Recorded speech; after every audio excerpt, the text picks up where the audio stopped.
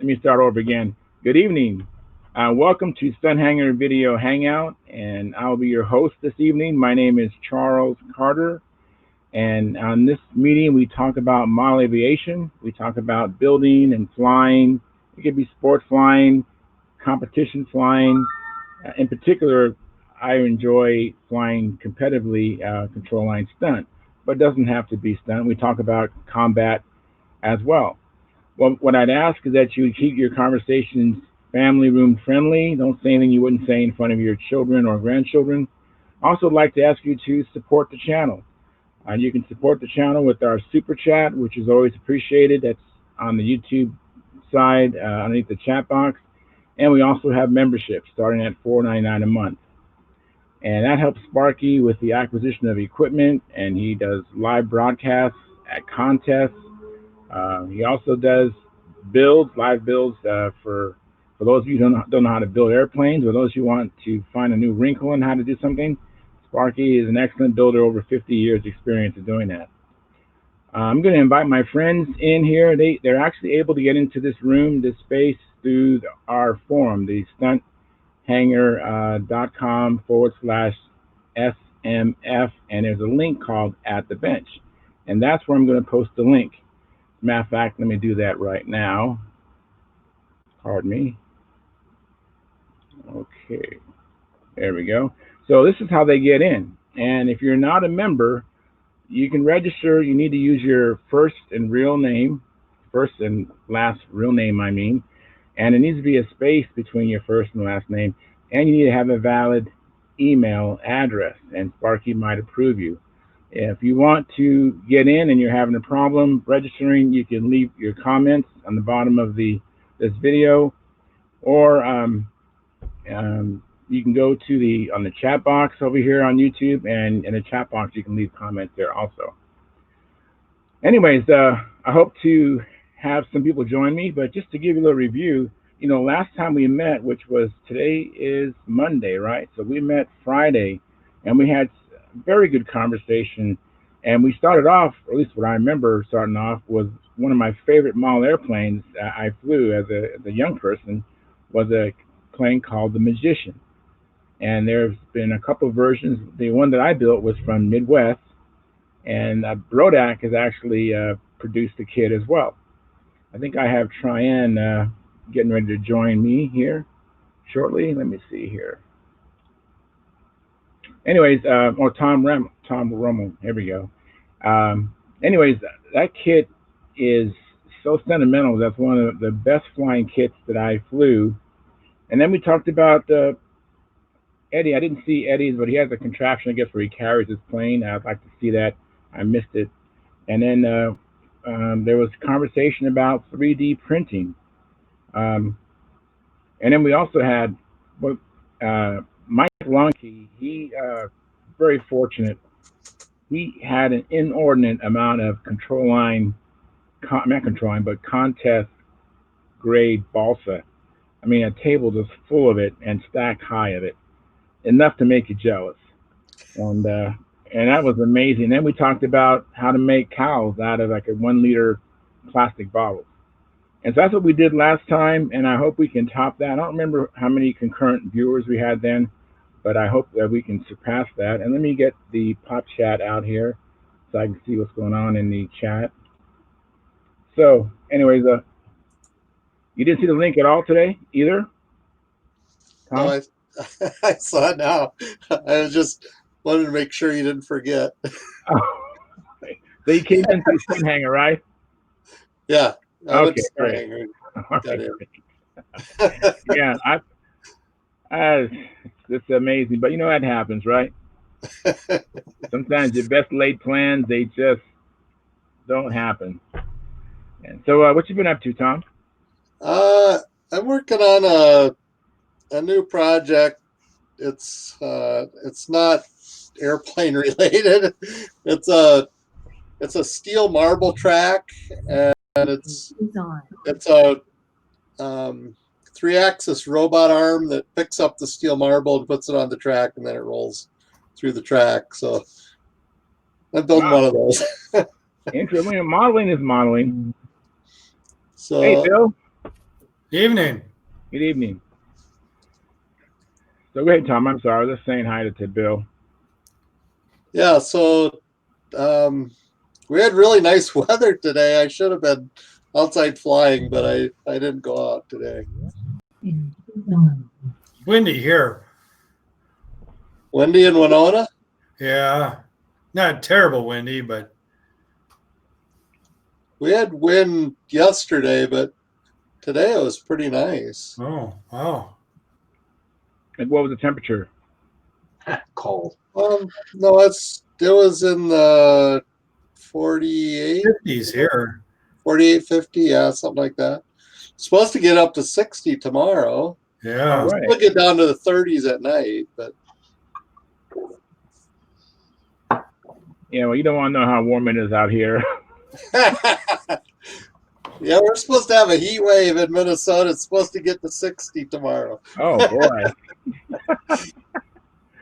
Yes, I don't know, but it was hot out here. It's a beautiful day. I wish I had more time to do some flying, but hopefully I'll get to fly most likely Wednesday and for sure Friday. I'm going to try to prepare a new classic plane I have had for a while. So I hope to install an engine and a fuel tank and wheels and get it out there. It's a most likely I'll take out what's called it's a chipmunk, but it's not. I don't think it's a ski.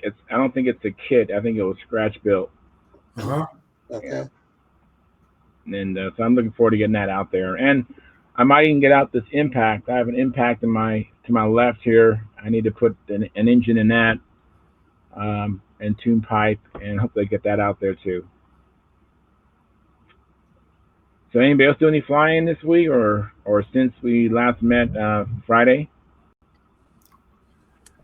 Jeff. Hey, Jeff. Hey, Jeff. I flew How's it free going? flight on Friday because the wind was low, and I got this farm I can fly from now, so That's nice. take advantage of that. That's nice.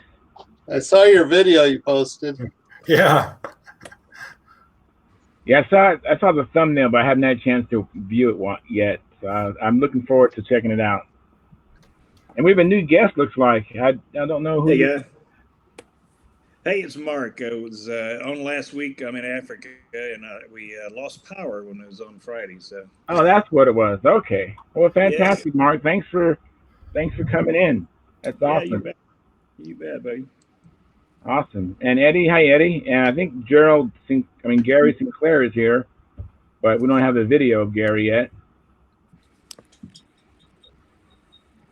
I got something to show. Awesome. Here's what I did with the electric clown. All right, let me click on you, Bill, so people can see it a little better. I cut the nose off and put G-calls on it and put nice. a rear mount motor. Very nice. That looks And very good. the collet on here seems to be more substantial. I cranked it up and it didn't slip at all. And the other thing I've heard from people with the front mount is sometimes the motors are overheating because it's like the front of the model blocks the front of the motor. Right. And I didn't think that was very good. So I haven't flown it yet, but I'm about ready to. I don't know. The other thing that concerns me a little, but people say, well, the battery just comes out if you crash, but the battery slips into the wing like this. Right.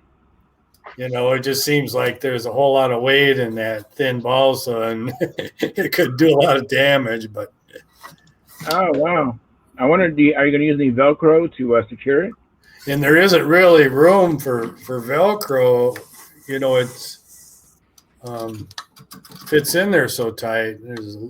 Unless it was really thin. Somebody said they put a rubber band around from the back to the front. So if anybody has better ideas, let me know. But Well, I definitely can't give any advice there since I've been flying exclusively IC. But Tryon hopefully will come in, and you might have some ideas, or even Tom might have an idea. Well, So I what's got in one the- more thing. I started up my old Fox 15. All right. I had this from like when I was like 12 years old. Some other kid gave it to me, and I flew it in some kind of a trainer plane. So I put it on a stand here the other day, and it was a little hard to start at first, and then it ran just great and started right up. So Oh, that's awesome. I started on a junior ringmaster kit. Right. So that's what I'm going to use this in. Oh, that should be cool. Now, is that a 4-bolt head or is it more than that? It's a 6-bolt head. 4 bolts, and the gold plug goes in at an angle. Yeah. Yeah, I remember those. That's the same engine I had in my junior Nobler. Oh, very cool. It was about 40 years ago. Yeah. Good running engine though. That's what I've been hearing, that they do run good. It seemed like it on the stand. Yeah, it's probably going to be a good thing for that. You said it's a junior Nobler you're building, or is junior Flight Streak? What was Junior ringmaster. Junior Ringmaster. Okay, I missed it all. It'll fly good on that. Last plane I had my Fox 15 on was a little SIG Acromaster, which is pretty much the same thing. Uh-huh. And it flew great.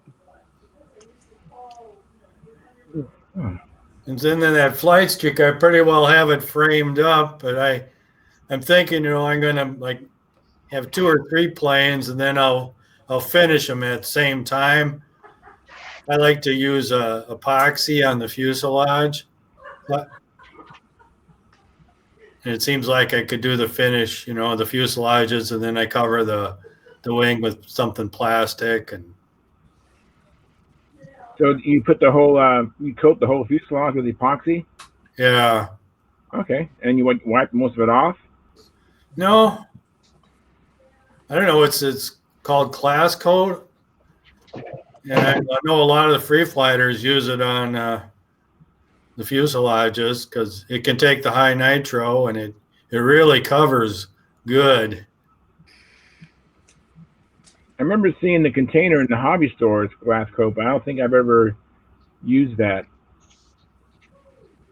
But yeah, epoxy is definitely an inert material, definitely be fuel proof. Is that class coat? Is that same stuff that's similar to the old K&B epoxy paint? I kind of think so. Okay. Yes, so it's going to be clear. You're just going to put the epoxy, or you're going to put paint on? I got the colored. I got a lot of red. So. Oh, so it's red epoxy? Is that what it is? Yeah.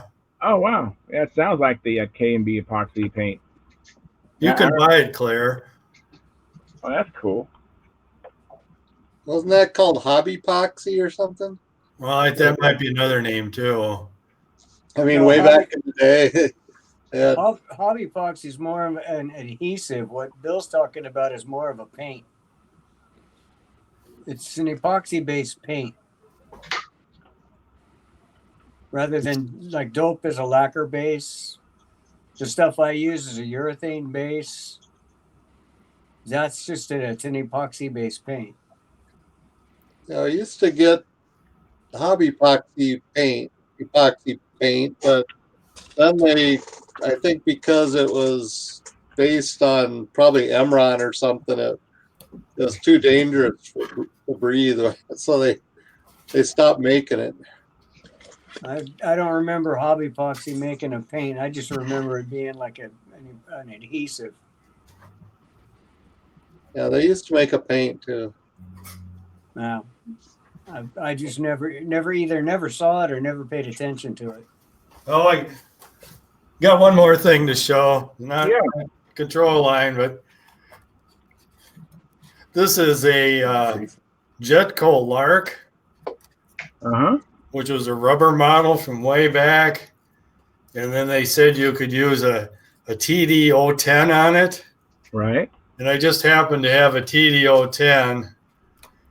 So I put a single servo in it. So I'm going to fly it single channel RC. I thought not as likely to lose my engine if I got some radio. Yeah. Very cool. Now, what kind of film is that? That's ultra-cold light on the wing, and the fuselage is, I think it was like tower coat or SIG. It's a SIG covering. Okay, I remember SIG covering. I never used it. I remember seeing SIG had their own covering. Very cool. Well, I had started that even probably last winter, and it's like I feel like, well, I'm going to finish up the projects that were hanging out there, and then I'm going to get in some new stuff, work on new planes. Yeah, finishing a plane is not as easy as it's easy to say you're going to finish a plane. I remember one plane took me 5 or 6 years to finish. Yeah. Just because of I either put myself in a position where it's like, I don't know how I'm going to fix this, and I just put it away and I had to think about it for a while. I finally got a good idea and came back and attacked it again. Just overcoming problems that are inherent in the kid, and also problems that you create, or I create, I should say. Yeah. Yeah, I know. I've created plenty of those into this week, so. I know what you're saying. I got a Nobler hanging on the wall that's been there for 15 years. Every time I take it down to start something, oh, we got to paint the living room. Oh, take it down again. Oh, we got to paint the office. Okay. Hang it back up. Sits there another year. Yeah. Now, is that a Nobler top light kit that you have hanging up, or was it an ARP? It's a Brodak. Okay, the Brodak original Nobler? Yeah, one of the first ones. I bought it probably 20 years ago, and I flew it for about 2 years. And then it hung on the wall while I started remodeling this place. And it sat so long, the dope shrunk, and it tore the paper off the wings. Oh, wow. And it's just been hanging there like that. And every time I get it down to do something to it, I get another 5 or 6 projects piled up in front of me. Most of them I bring on myself, though. Yeah, I know. I've done the same thing. Usually it's when I'm shooting for perfection, which is so frustrating. I just go too far, trying to be perfect. So if you guys have your calendars handy, we have a new month. So we're going to say so long to Tom, because we had all October, and now we're going to go to Stephen Mcbride, and this is him with his Patriot. I don't know if you click on me, you can see it. I saw this plane in person, and when I saw it, it was after a crash repair. I couldn't believe how well him and his dad did a repair on it. Beautiful flying plane. It flew so good that he actually flew it in Pampa. So he flew that plane in Classic, and then he flew the same plane in Pampa, which is a credit to the plane when you want to fly in both events. Usually the Pampa planes are better than the Classic.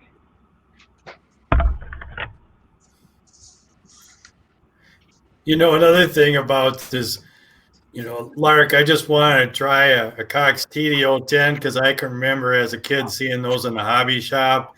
And, of course, I couldn't afford it then. And I can also remember those, like a McCoy 19 or something or other, how cheap they were back then. Yeah, everything was cheap back then. I remember my Super Tiger 35. I don't know what I spent for it, but I'm sure it was less than $10. Wow. It's amazing. I was talking about how cheap stuff is. My dad was talking. I showed him some of the prices that are on eBay now for some of the stuff. Like there's an OPS. The starting bid was $325. He said, "God," he said, "I remember." He said,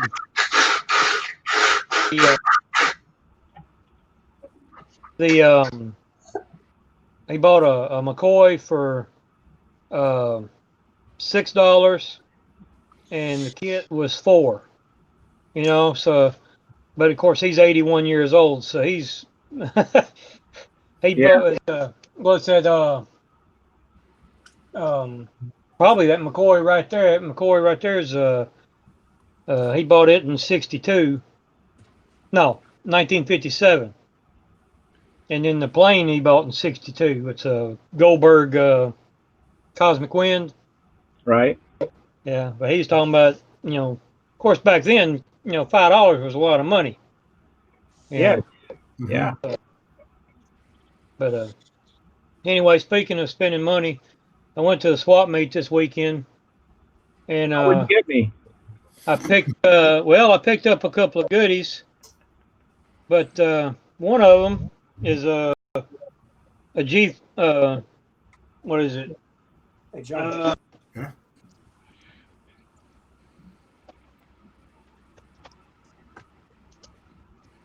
Super Tiger. Oh, nice. That very Okay, nice. I'll have to get a Venturi for it, but one problem was Eddie, before you put it away, is that from Italy or from China? Italy. Nice. The muffler tab Ooh. Ah. is broke off, and I was wondering if I cleaned it good with acetone and got it nice and clean, would JB Weld hold that with the vibration and the heat? It's a possibility. Yeah, For that's a a good. short- I've had good luck short with JB time. Weld, but that muffler is just a boat anchor. I would just. Yeah. Well, that's what I was looking at. This thing's huge. I was going to go with maybe more like a tongue muffler. Yeah, that is a boat Yeah. anchor. Unless you had a plane that was severely tail heavy. I actually flew one. I had a top flight score, and I actually flew with that setup, a G51 with that boat anchor, and then I eventually lightened up and put a Randy Smith muffler on it, which is a lot lighter. Yeah. But yeah, if you can find a tongue muffler or something, that boat anchor is just. I think that muffler weighs like 6 ounces or I something. don't know. I got my scale right here. I can find out. Also, I got a Anyway, that muffler is not hard to find on eBay, the whole doggone thing, because they are, like I said, they're boat anchors. this part right here is light as a feather. All right. That right there only weighs 22 grams. So what's that? That's It's almost an ounce. 0.79 ounces. But the muffler itself is 4 1/4 plus the nozzle is You're talking about 5 ounces. 5 ounces. Yeah. So, That muffler weighs as much as my engine and muffler put together. but I picked it up for $25. So That's a great price, and that's a really good running motor, even I stock. picked up a LA 46. LA Another good motor. 46. Yeah, another good motor. I got it for $25. Very good. And then I picked up where is it at? It's back there somewhere. It's a OS Max AX 46. That should be a powerful motor also. I got it for $15. You made out. You made out very well. He said, I was sitting there looking at him. The guy was getting ready for lunch. He said, pick you one out, $15. I said, okay, I'll take this one. Yeah. And they all got good compression on them. The guy I got the AX from, he's older fella, said he couldn't hardly see anymore, so he was getting out of the hobby. But there was one guy there. I went up to the flight line. It was an RC field over in Madison, and was watching them fly for a little bit. And I looked down there by the tree, and there was a control line plane sitting there. I'm like, oh crap! Oh yeah. So I asked the guy sitting there beside him. I said, whose control line is this? And he points over to the guy sitting at the table. Said it's his. And he turns around and he said, "Yeah, that's mine." I said, "Well, what do you want for it?" He said, "I just bought it." I was like, "Oh no," because we got there late. And I said, "If you don't mind, you mind telling me what you had to give for it?" He said, $30. Wow. And I don't know what kind of plane it was. The wings looked like a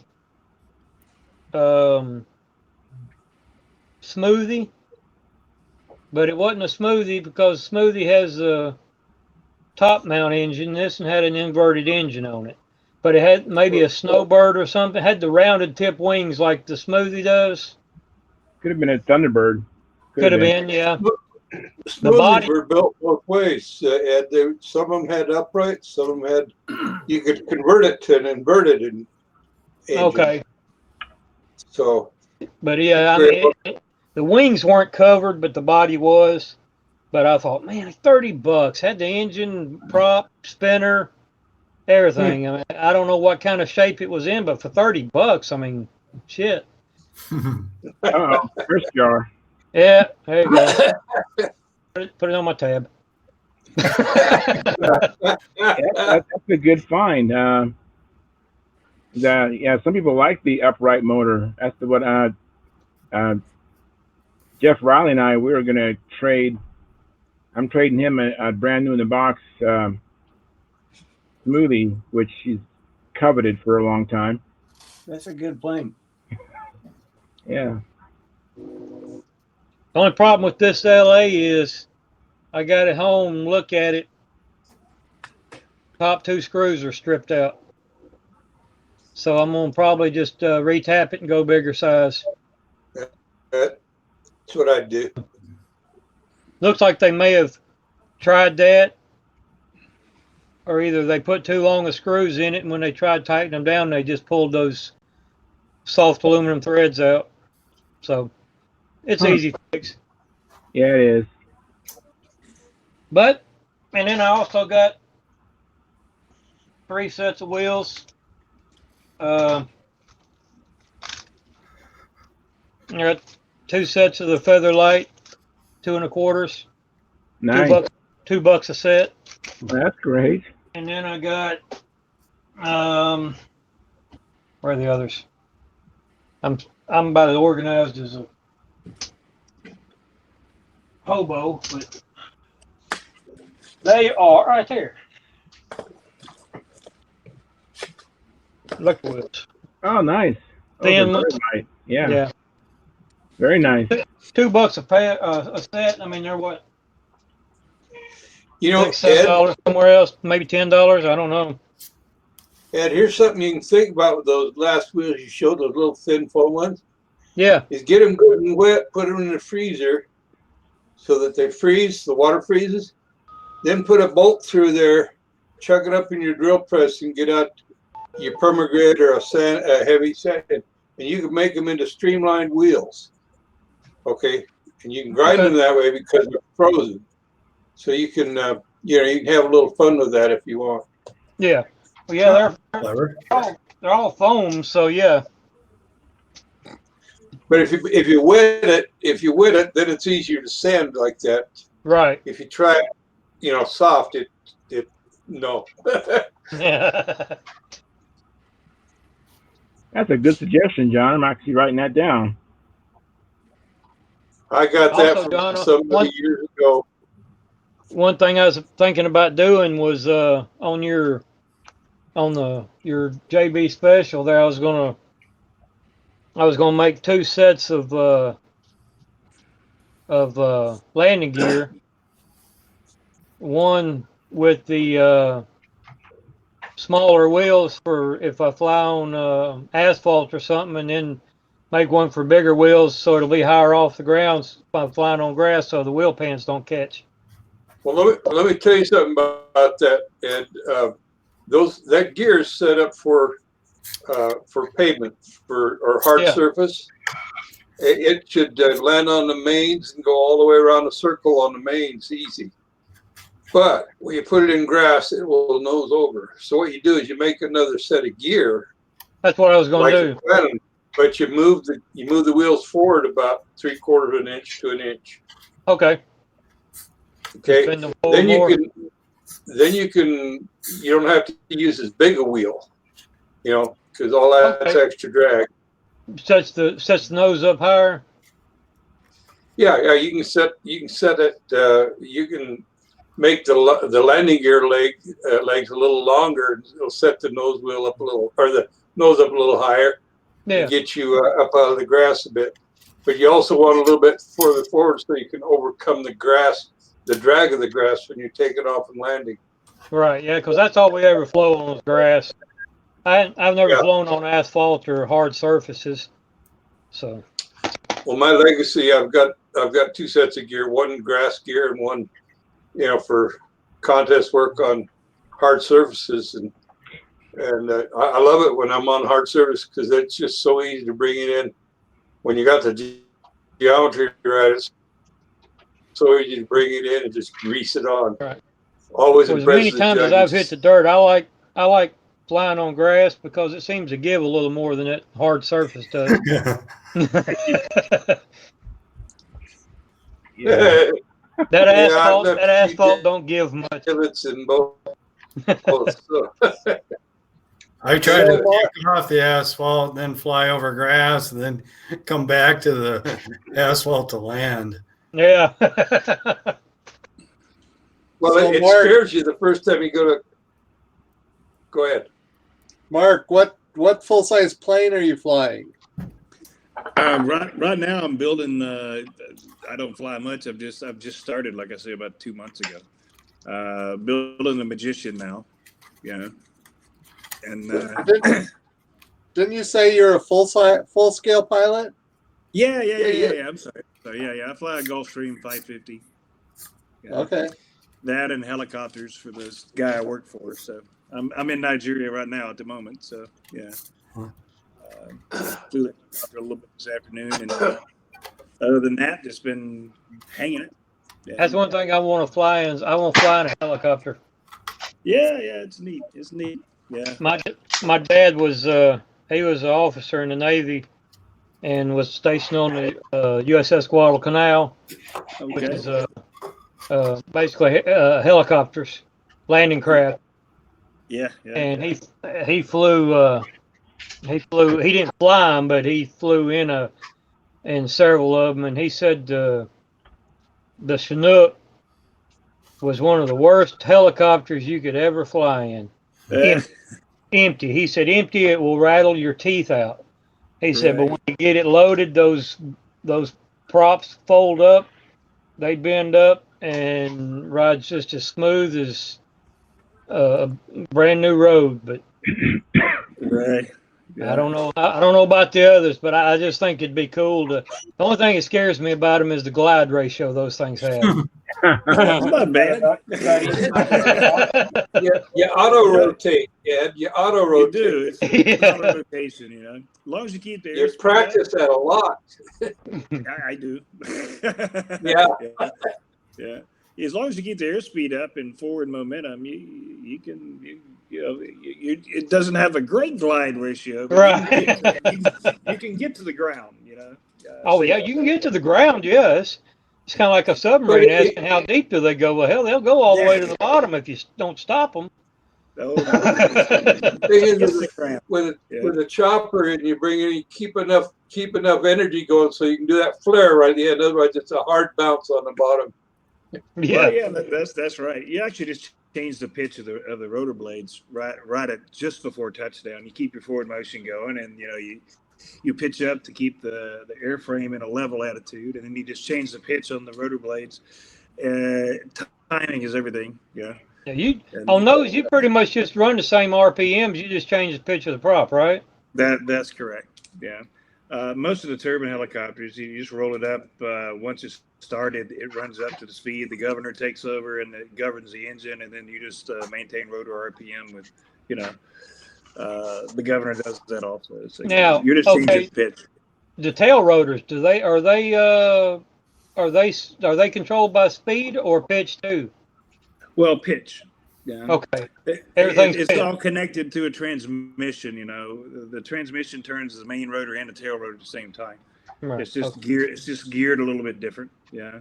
The tail rotor is still has you change the pitch of the tail rotor. That's what the pedals do. The torque pedals. Okay. Yeah. Yeah. But On, yeah, it's, on your control line flying, Walt, how it is Walter, right? Walt. no, Is Mark. that the right name? Mark. Mark. Mark. I'm sorry, Mark. Yes, sir. On your control line flying, did you fly as a kid, or are I you did coming a back little to bit. it? I kind of like everybody. We had the old the trainer, the PT-19. And I think as kids we busted that up in the first week and then just played with the motor or something else. And recently I just through my girlfriend's father is Dave Tribble. He's president of Pampa. Oh yeah, I know Dave. Yeah, and it's just one of those unique situations. I was there about a month ago out in Kansas City, and obviously he just wanted to go out and fly, and of course I did, and I got the bug, and like I say, started building one over there. He helped me start one airplane over there, and it's pretty much finished. And when I come over here, I said, what better opportunity than I'm sitting around, is to try to build some more and try to do a solo build, and it's just going well. But, I made plenty of mistakes, that's for sure. Yeah. Yeah. Well, Mark, once you get past the major mistake mode and you start, bringing it home more in one piece more often than not, Yeah. talk to Dave about his shameless design. It's a good profile. That'll get you on the PA. Oh, you know the plane then. Well, I've seen it. Yeah. Once we get these going and it gets some some time flying, we'll definitely get on another airplane. Yeah. I think we're going to build a Hellcat next, just because for me the building is fun. Yeah. Yeah. And I got a lot of time to do it. Yeah. He had I guess he was going to kit it way back when. Yeah. But just never did. Yeah. Yeah, he had his business was music, something. Can't remember the name of his business, but he had a couple of designs. He had the Sukhoi and Shameless, and he had a real nice stunt ship. And then I think he had Casmanato's Blue Max. Yeah. Yeah. But yeah, it's definitely good fun. He's a good mentor to have. Yeah. Yes, he is. Yeah, very very much so. Yeah, it's like he'll only make you burn up about 500 gallons of avgas, for an exchange. Exactly. I actually took him flying in one of our little jets when we were out there, and it was good. He got a big kick out of it. Yeah, so it's it's all fun. Yeah. Yeah. Yeah. And I wish I'd have brought more balsa wood now or extra stuff. We come over in the Gulf Stream, and I just threw the things I had, I screwed up one of my hinges, because I'm monocoating some of the control surfaces, and just to experience that, and I said, I'll just cut this little monocoat right out of here, where I'd done it around the hinge and cut the hinge. Uh-oh. Or scored it enough that after I worked it a couple times, the hinge is busted now. So yeah, I'll have to figure out a way to yard that out of there and see if I can repair it somehow. Yeah. How did you glue the hinge in? Well, actually, it's put in like the normal plastic hinges. Yeah. Right. And right there, and I pinned it also. Okay. Which is going to make it that much more difficult. Yes, exactly. Gonna make it very hard. Yeah, so I don't know. That's my current plight at the moment. Yeah. So I'll probably I don't know what I'll do. I may just cut it out and just try to repair, put new pieces. I've got a little bit of 1/8 inch balsa. It's just take the whole hinge, balsa and wood out at the hinge and just replace it with a new piece. Yeah. I was going to suggest that. Okay. Yeah. That's because at some point, it's like I'm not going to get in there and dig it out. That's for sure. Well, if you got to glue it in there, and if it's thin material like that, it's going to break it all up. You try to dig it out. Oh yeah. But it's fun. It's fun. Like I say, I hadn't glued my forehead to the model yet, but yeah. it's the bad part is when you glue your hand to the forehead, like, oh. That's right. Yeah. A lot of aha moments when I get excited and try to move on and do something and say, well, I kind of missed that step, Yeah. So I see Steve here. Steve, you made it through Halloween. Nobody carted you up. 15 years I've lived here. This is my 15th Halloween. Still not had one trick-or-treater. My goodness, we're at. They don't like it very much, do they? Cedar Springs, Michigan. I know. I got all these. I have all these old razor blades I saved that got dull from building, and I can't use one of them. It's like, can't give them away. Yeah. I guess I might as well throw them away like other people do. Yeah. Steve, I haven't had, in the last 15 years, I haven't had 5 trick-or-treaters. Well, there's not but 12 in the whole state, is there? But there are a lot. But this Halloween, I said, the heck with it. I'm not, if I buy the candy, guess who's, and they don't come, guess who's going to eat it, and I don't need any more. Yeah, I know so, that. I don't so need I didn't have anything, and guess what was happening all night on the door? No. Oh no. Oh, we didn't have any trick-or-treaters in Nigeria either, so that's all right. So. Well, if the kids I won't mention something I read about over Nigeria recently. If the kids would have came here, they would have cleaned up. Because Samantha used to work at the movie theater. She's still friends with the owner and stuff like that. They called her up and said, hey, come get some candy. We can't sell it. It's out of date for when we can sell. I mean, the big boxes. I got Thin Mints and Sour Patch Kids and this and that. Big boxes of this. I still have them all. But is it worth my time to drive out there? Yeah. That was from last year, though, right? Full packages of Twizzlers and all that. Samantha, she said she only had like 20 kids. She goes, I don't know what I'm going to do with all this candy. I said, donate to something or whatever, a school or whatever. It's still, good candy. And I can give you my address. the bitch is on. It'd be cheaper for me just to, to buy it off of Amazon and give it to you than to try to send this to the post office. I mean, the shipping would be 3 times as much as the candy. At least. Yeah. Hey, Tom, how's your laser coming? I meant to ask you the last couple times, and yeah, it's all working. I have some improvements that I want to do to it. I just added homing switches, so that's done. But I ordered some stainless steel lead screws, so I want to get I just have threaded rod right now, so I want to replace that threaded rod with actual stainless steel lead screws.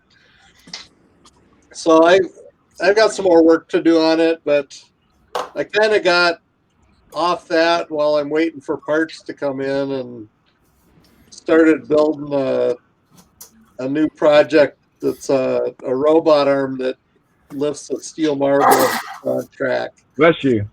Bless you. I figured you were going to say that you're building your own plasma cutter or something like that. That's next week. It wouldn't surprise me. What you need to do, Tom, to go down in fame and fortune is to build a lightweight 1 million watt laser that can be mounted in an aircraft. There you go. Hey, John, can you scan like a rib and then transfer it into your CAD program? The answer, the short answer to that is yes, I can. The long answer is it isn't a simple just scan it and import. You have to import it in and then trace around it. Oh, okay. Because I was going to say I got some ribs that I like to laser cut, so I thought I could send copies to you, and then you could send them to Tom, and Tom could cut them for you. I'll tell you what. How many ribs are you talking about? Well, my plan is I think I'm going to join this maker something in Grand Rapids where it costs $80 a month to belong to it, but you get to use all their stuff. And they have this huge laser cutter and all kinds of anything you could think of, mills and lathes and everything else. Oh, cool. But what I wanted to do for my lost foam wing jig I bought from Bob Hunt. Yeah. I want to scan the pieces and then laser cut them out, but laser cut the lightning holes and all that kind of stuff instead of having to do by hand, and make them just maybe a 30 seconds oversized, and I'll still pin them on, sand them to shape, and then they'll fit. They'll be perfect for that. But it's just all the cutting on the inside that takes so long. See, I cheat on that, Steve. I use a program called CompuFoil. And CompuFoil, all I need to do is I can generate complete rib sets all at one. In half an hour, I got a complete wing all ready to go. And I can have worn truss. I can have. I've even actually made an egg crate. How about this? An egg crate ribbed elliptical wing. Okay. Oh man. It's easy to do with the computer, and so what I normally do on something like that, for instance, somebody sells me or sends me something they want done, I'll check the airfoil it's got, and usually most of them are NAC 4-digit airfoil, but there are some that are NA65As. There are others that are Eplers. But anyway, I find the matching airfoil numbers to put in there, and then I can put that into the program, tell it how many ribs, what spacing I want, what bleeding edge, the whole thing. Just get done all telling it. And I hit the button, boom, and all of a sudden there it comes. I even get a 3D version of it to turn around and look at it. Yeah. But it gives me all my ribs. So now all I have to do is in a DXF file. It goes right into my CAD program. And now where'd Steve go? Oh, there you are over there now. so he's over here, and now he popped over there. Yeah, he's in the box. anyway, so that for me, if you wanted, the easiest way for me to do it would be to get the root and the tip, to copy the root and the tip, and how many ribs, what the spacing is, and I just pump it through there and get you a complete set with all the cutouts and everything ready to go. Yeah, I just, I thought it'd be an easy way to go with lost foam. I love how to build with it. It's great. It takes forever to cut out the ribs. I mean, it's just such a pain in the ass. And if I could just make them a little bit oversized, I mean, once I had a file, say if every, wanted to build an SV11 or whatever. So I had the ribs that would go in lost foam, a little bit oversized, then I could just send the file to someone else and they could burn their own ribs and use it on their lost foam setup also. Well, why would you want to make it oversized again? Bob Hunt says that they're not 100% perfect. When he cuts them, they're perfect. But if he has a temperature up on the wire up or down, there could be a few thousandths different. So you always want to sand the airfoil shape for your lost foam jig, lost foam fixture, whatever you want to call it. Okay. Because I know, you can adjust for the kerf, they call it. That's the cut for the laser cut. Yeah. That's the width of the diameter of the beam. And so, you might have it centered, and you might have maybe 10 microns or 15 microns either side, for your curve. Well, that is such a small number that most of us don't even worry about it. But if you got to fit it in that jig, right? I'd try first getting a couple cut and just set them in there and see how they fit without going oversized. Because you go oversized, you got a lot of time you're gonna have to spend getting that sanded, and you run the risk of sanding a flat in there or something else, causing a problem with the airflow. Well, go ahead. You pin it on the rib. I can show you. Basically. I think the thing about that lost foam idea is when those ribs are angled, then you sand that angle in. The laser can only cut at 90 degrees to the wood. Oh yeah, I didn't think about that. Yeah. But Bob said they'd have to be oversized and sand them to shape. But I figured a few thousand makes sense on the cutout part that wouldn't be anything that wouldn't make any difference. No, that's just taking out weight. Yeah. So that was my thinking, and I just thought, I know Brodak will cut ribs, and there's different places, and maybe even Tom one day will be nice and cut ribs for people. But no, seriously, I thought about Brodak or any of these other places, maybe even I can't think. RSM. Yeah, RSM, whatever, has a laser. They'll cut a rib deal, and it would be then real easy to to build that wing. It only take you 2 pins, sand it, you could have you could even have them label it in there what rib it is, so you don't have to write it on with a pin. Well, most everybody. I don't want to be like Peter and tape over what rib I got, and then have to try to figure it out. Well, most guys with a laser cutter will custom cut for people. Okay.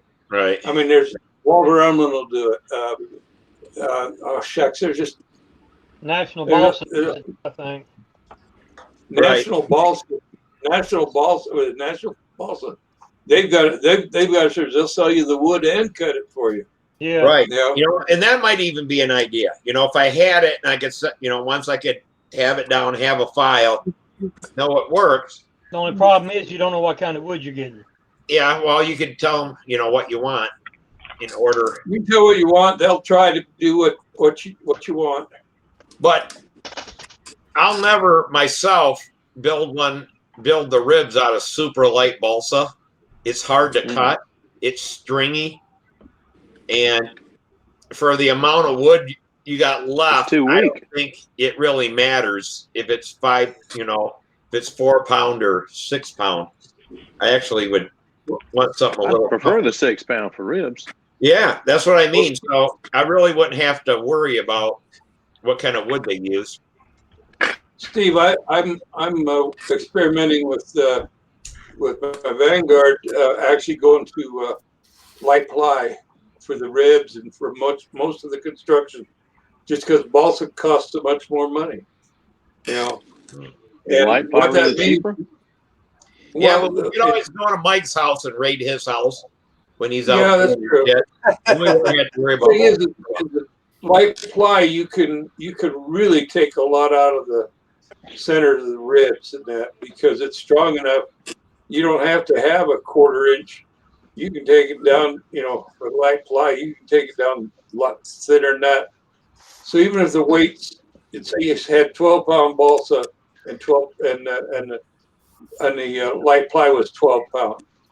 Or you do it. I mean, You wind up you take so much more material out because of the strength of the balsa that you can actually make it lighter. Yeah, than you would. I do. I see a lot of friends of mine. They fly this 3D RC stuff, and their airplanes. I mean, that's what they're all made out of. Is that light ply? Yeah. And it's how the thing stays together. I have no idea, but when they do the wall, when they're coming across and go bang into a hover, I mean, you'd think the airplane would just snap apart. That you talking about that swap meet we went to this weekend? The guy had one. I don't know what kind of plane it was, but I know it was doing 120 easy, maybe 150. I don't know, because you couldn't hardly see it when he come by you.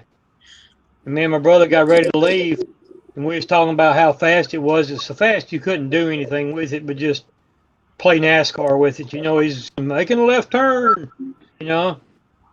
And he come by, and we was talking about how tight of turns he was making. Stop that, Phil. And Brian said, yeah, why? And he said, it's so fast you can't really see it. I said, yeah, but watch this tight turn he makes down here. And when he did, it exploded right in midair. Just, no. I bet it was a dozen pieces. Man, it disintegrated. I was like, well, there went that pocketbook. I like watching the turbine-powered models fly.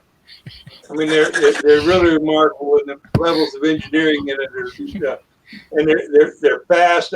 But I watch them flying, and all they can do is go boom this way, and they've got to make a turn to get back before it gets out of sight. Well, this guy it quit on him coming in, and he had to walk 300 yards to get it, if not probably 500 yards to go get it and walk back. I was like, hey, everybody, let's say hi to Gary before you fall asleep. Hey, hi, Gary. I finally got on. My guys take 4 or 5 times. Yeah, I thought maybe you fell asleep in between hits and clicks. Could have, maybe. Daylight savings time came up. He's, Well, quit teasing Gary. He ain't gonna like me anymore.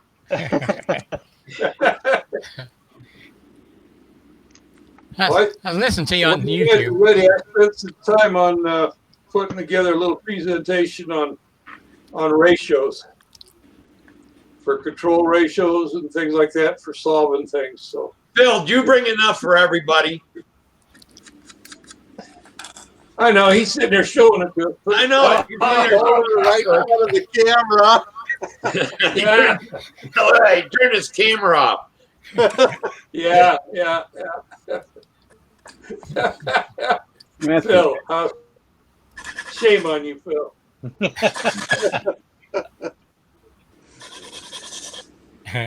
It's too cold to eat them things here now. So, Rain here. what I want to say, Steve, if you do a good job on cab, you can oversize your ribs a little bit. And then what you do, you take your sanding block and go like this all over them. Yeah. From front to back, not sideways, but from front to back. So because after you put the leading edge spar and the main spar on it and the trailing edge spar, those ribs are pretty stable. I mean, they're not gonna move too many places. And the amount of stuff that you have to sand off the ribs that go like on a geodesic, on a slight angle, that's easily being sanded off and flattened out by having a guide as the other ribs. And you can just put some masking tape on the other ribs. So when you go like this, you're not going to cut the other ribs. You're going to use them as a template, basically. And that's very easy. I mean, it shouldn't take but a few minutes to do it like this, Yeah. Or you can just cut them a little bit smaller than they have to be. I mean, just I think it should be fine. Well, when I cut them by hand, I draw on them and just take a Exacto and whack them out quick. pin them on. It only takes 2 seconds to sand the shape. You know, it's the inside parts. Taking something, cutting little circles, and then cutting, you know, to the circles. And you know, that's what I hate. And then you got to cut off. You got to cut for the damn spar.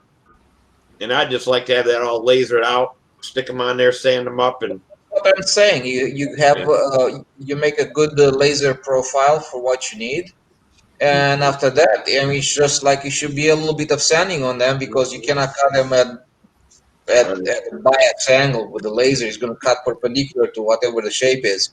But because it's perpendicular, it doesn't match very good. So you do the very last bit of it with a little bit of sanding paper and just blend it in. Yeah. Hey, Steve, why don't you just cut rib strips and build a millennial wing or an I-beam?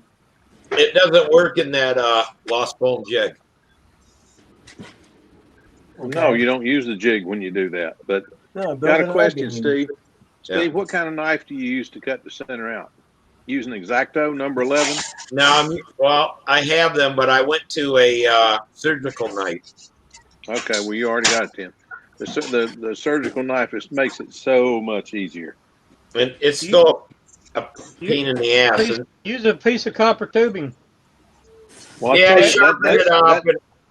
But I'll tell you what, even like when you're cutting the for the spar out, I'll even, you know, take a piece of copper square tubing and do that. But it always mashes the wood a little bit, and you gotta sit there and go real easy. Or if you mark it, you know, you measure it out. Got to go back over it 2 or 3 times, you know, to cut through it, cross grain and stuff like that. And for $10, $20, $30 even, it'd be worth my time just to have a laser cut them damn things out and have them set in my house.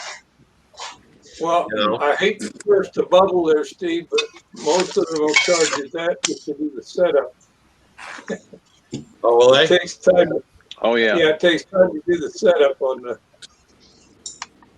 last set I tried to get cut out, it was going to be $65. Well, and that was with me. Yeah, but that's with me supplying the wood.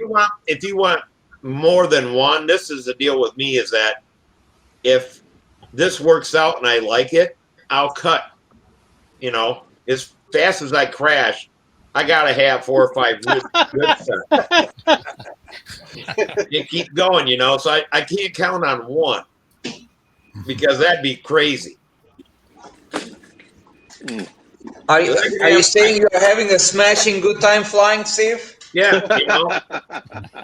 you know, some airplanes I can get 30 or 40 flights on, some maybe more, some 3.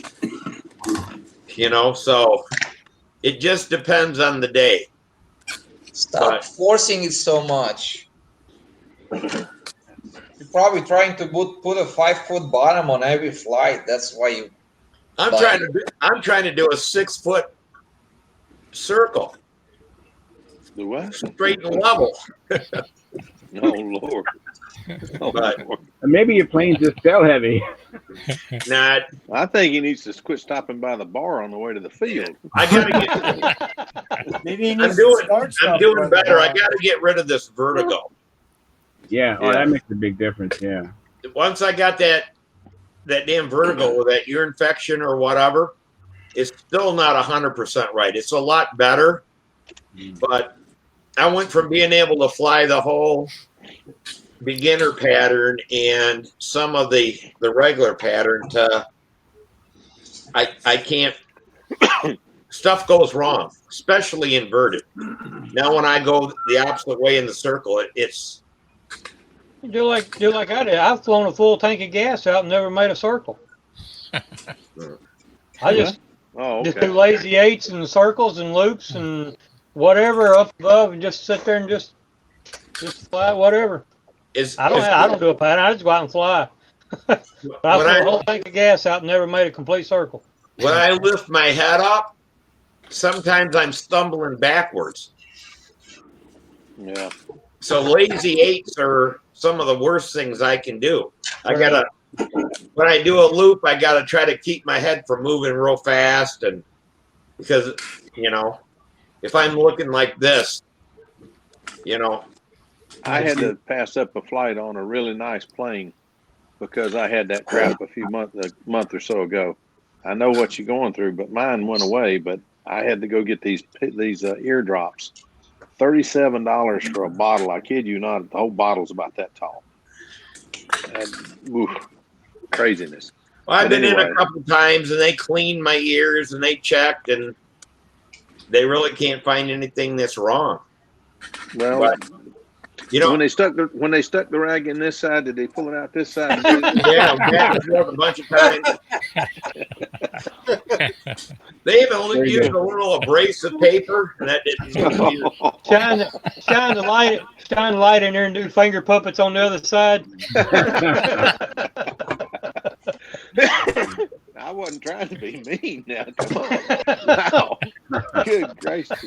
Ooh.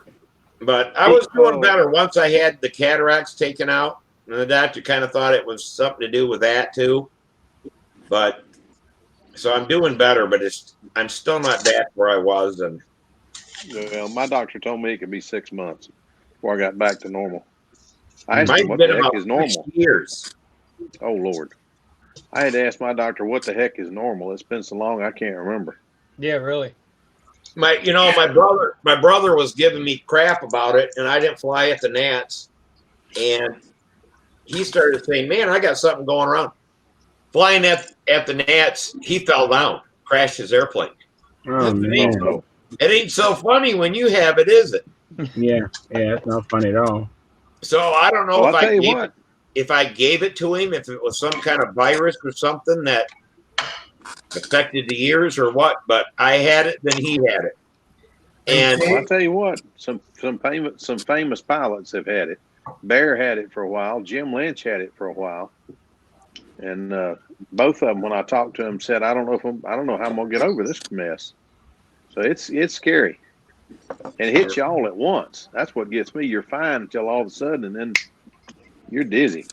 My boss had it, and he kept running into the door, going into his office. Boy. Oh, wow. Oh, terrible. Oh, boy. Hey, you guys, How about you, let Ryan? me interrupt for a minute, you guys.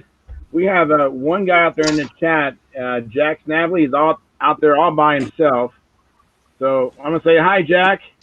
And then Hey, we Jack. have about 11, we have 12 concurrent viewers. So I want to ask the viewers out there if you want to come into the chat box and we can talk with us. Any questions or comments, we're here. Or come into stunthangar.com/SMF and come into the program.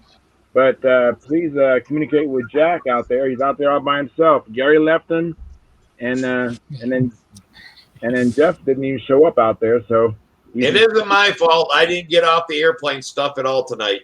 No, it's not that. It's just he's out there by himself. So hi, Jack. You don't want to say that when you go in the airport. You know There's that. there's that hijack again. Oh, Hi, Jack. Yes. Oh my goodness. Hey, Eddie, I got a question for you. Yes. What's the skeleton on the shelf behind you? Is that a Junior Nobler by chance? Yes, it is. I thought so. It's got that funny looking nose, but they are a good flying airplane.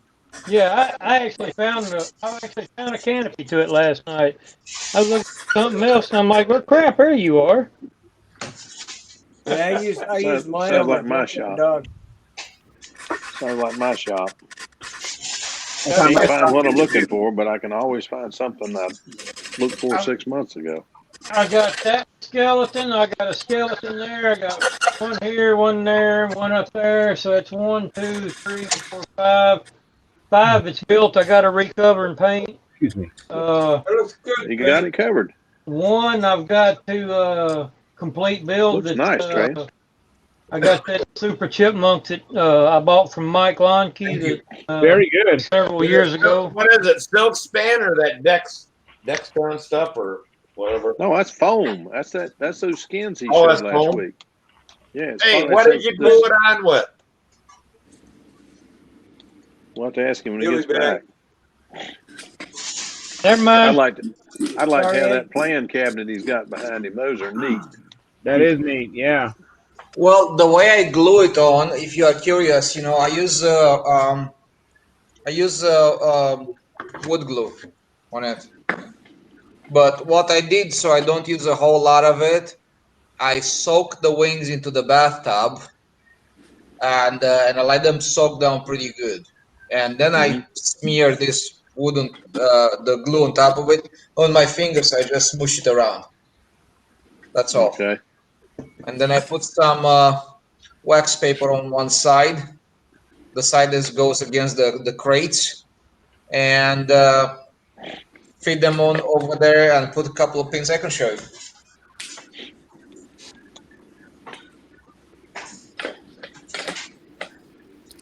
He always has a neat way of doing things.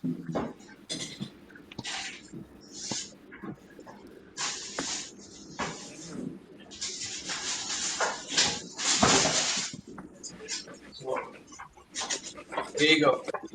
This is how it looks like, right? Right. So what I've done is, you see this? Yeah. Yeah. That's wax paper on top of it. And what I did, I just use one pin on this end. See the pin? Yeah. And this from stopping from shifting forward or backwards. And I put one pin on this end, and then it's the wax paper that works as a barrier between them. That's neat, Trey. And here you go. You lost your car. That's fine. Nice. It fell out. What's the spar? What? Looks like it's got a. What is the spar made of? It looks like carbon. Yeah, it has a carbon spar on the inside. Wow. You had to ask him? Wow. Well, What I was that thinking. fell out that end then that's on the floor? So did you Oh, that's weigh just the core. everything before and everything after and see what it weighed? No, I did not, and it's still wet. I won't tell you. It's like it still feels wet. It's not Okay. fully dry, but it holds its shape right now. It stays in there. So what I'm gonna do, I just took the wax paper off, so now it can breathe a little bit better. So hopefully it's gonna be fully dry by tomorrow. So I'm gonna put them back into the crates with weight on top of them, and just put Oh, them wait. back to. That's what I was Nice. gonna say. Weight it back down. Yeah. Yeah. Yes. That's Yeah, really I'll do that. nice, Trey. Samantha and I, what we did is that we did ours with CA, foam safe CA, but we had the molded leading edge. We stuck it on there, glued it in place, wrapped it around, put the trailing edge on it, and then just added, you know. You did that Tom Dixon quick build type method. Yeah, and it added 7/8 of an ounce to both wing halves. Yeah. Yeah. I'm pretty Well, sure look- right now it's much heavier than it should be because it's still wet. Like I said, it's still. I put my hands on top of it. It still feels damp, so it's not fully dry right now. Trey, So don't forget to put your cores back in before you weight it. No, the cores Yeah. that fell out on the floor. oh, those things here. Yeah, I'll do that. If you don't, it can crush. Yeah, but even with these cores in there, I didn't really have much of a trouble, you know, because one of the Oh, okay. wings, I'm missing these cores on one of the wings, but I don't put a whole lot of weight on top of it. Oh, okay. It doesn't need it. I've seen guys put like 40 pounds of magazines on them, and that will crush. Yeah, that will do it. But in this case, because I got the skins very wet, they Doesn't take mold much very pressure. easily. You use a lot of good ideas.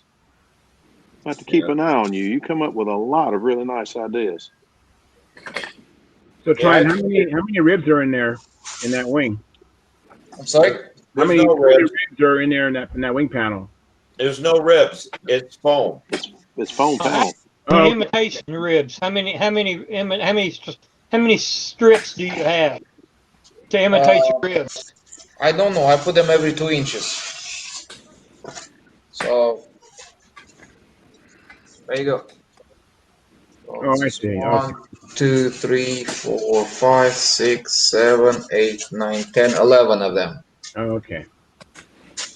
Yeah, so that's basically how we get Samantha's airplane. I heard you know, why have I'm that? gonna put this back, guys, so you can take it off the screen if you want to. But I figured for less than a half an inch for a wing panel, I mean a half an ounce per wing panel wasn't bad. I could never get epoxy, that light when I weigh them out and stuff afterwards. So, and using Dixon's method, it's quick. I mean, we had it. I mean, we stuck it inside the cradle, started flipping stuff.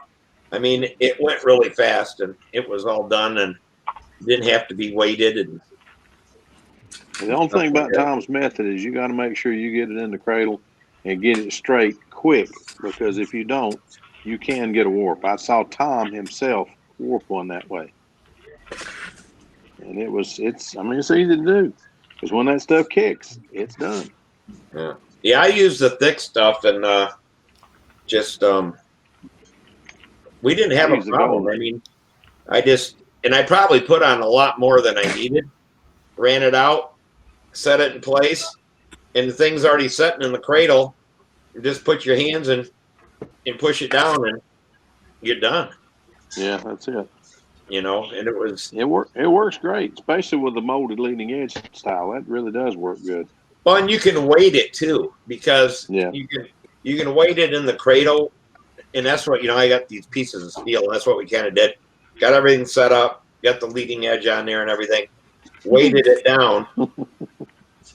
So you could put a pin in it or whatever. So it's down in that. It's down on the cradle, and you work on the top side of it, and the bottom is held, and it wasn't glued yet. When we were done, we just flipped it over and then did the other side. Yeah, I had a buddy that I was trying to help learn to do his first foam wing. And I told him to get some weights so we'd have some stuff. And I thought he'd use old magazines, gallon jugs, something, because I told him I brought 2 pine boards with me that were big enough to lay over it and, lay that down on it and then have it nice and flat, something flat to lay on it. So I told him to get something for weights. Well, to tell the whole story about this guy, he's a weightlifter. He looks like Arnold Schwarzenegger. He brought in a piece of railroad track about 3 feet long. I couldn't pick it up. That crap's heavier than you think it is. I said, what are you planning to do with that? Well, I'm going to weight that wing down with it. You're going to crush it flat to the table is what you're going to do. Yeah, my dad's got about 2 foot of it he uses for an anvil. I've got a foot piece of it.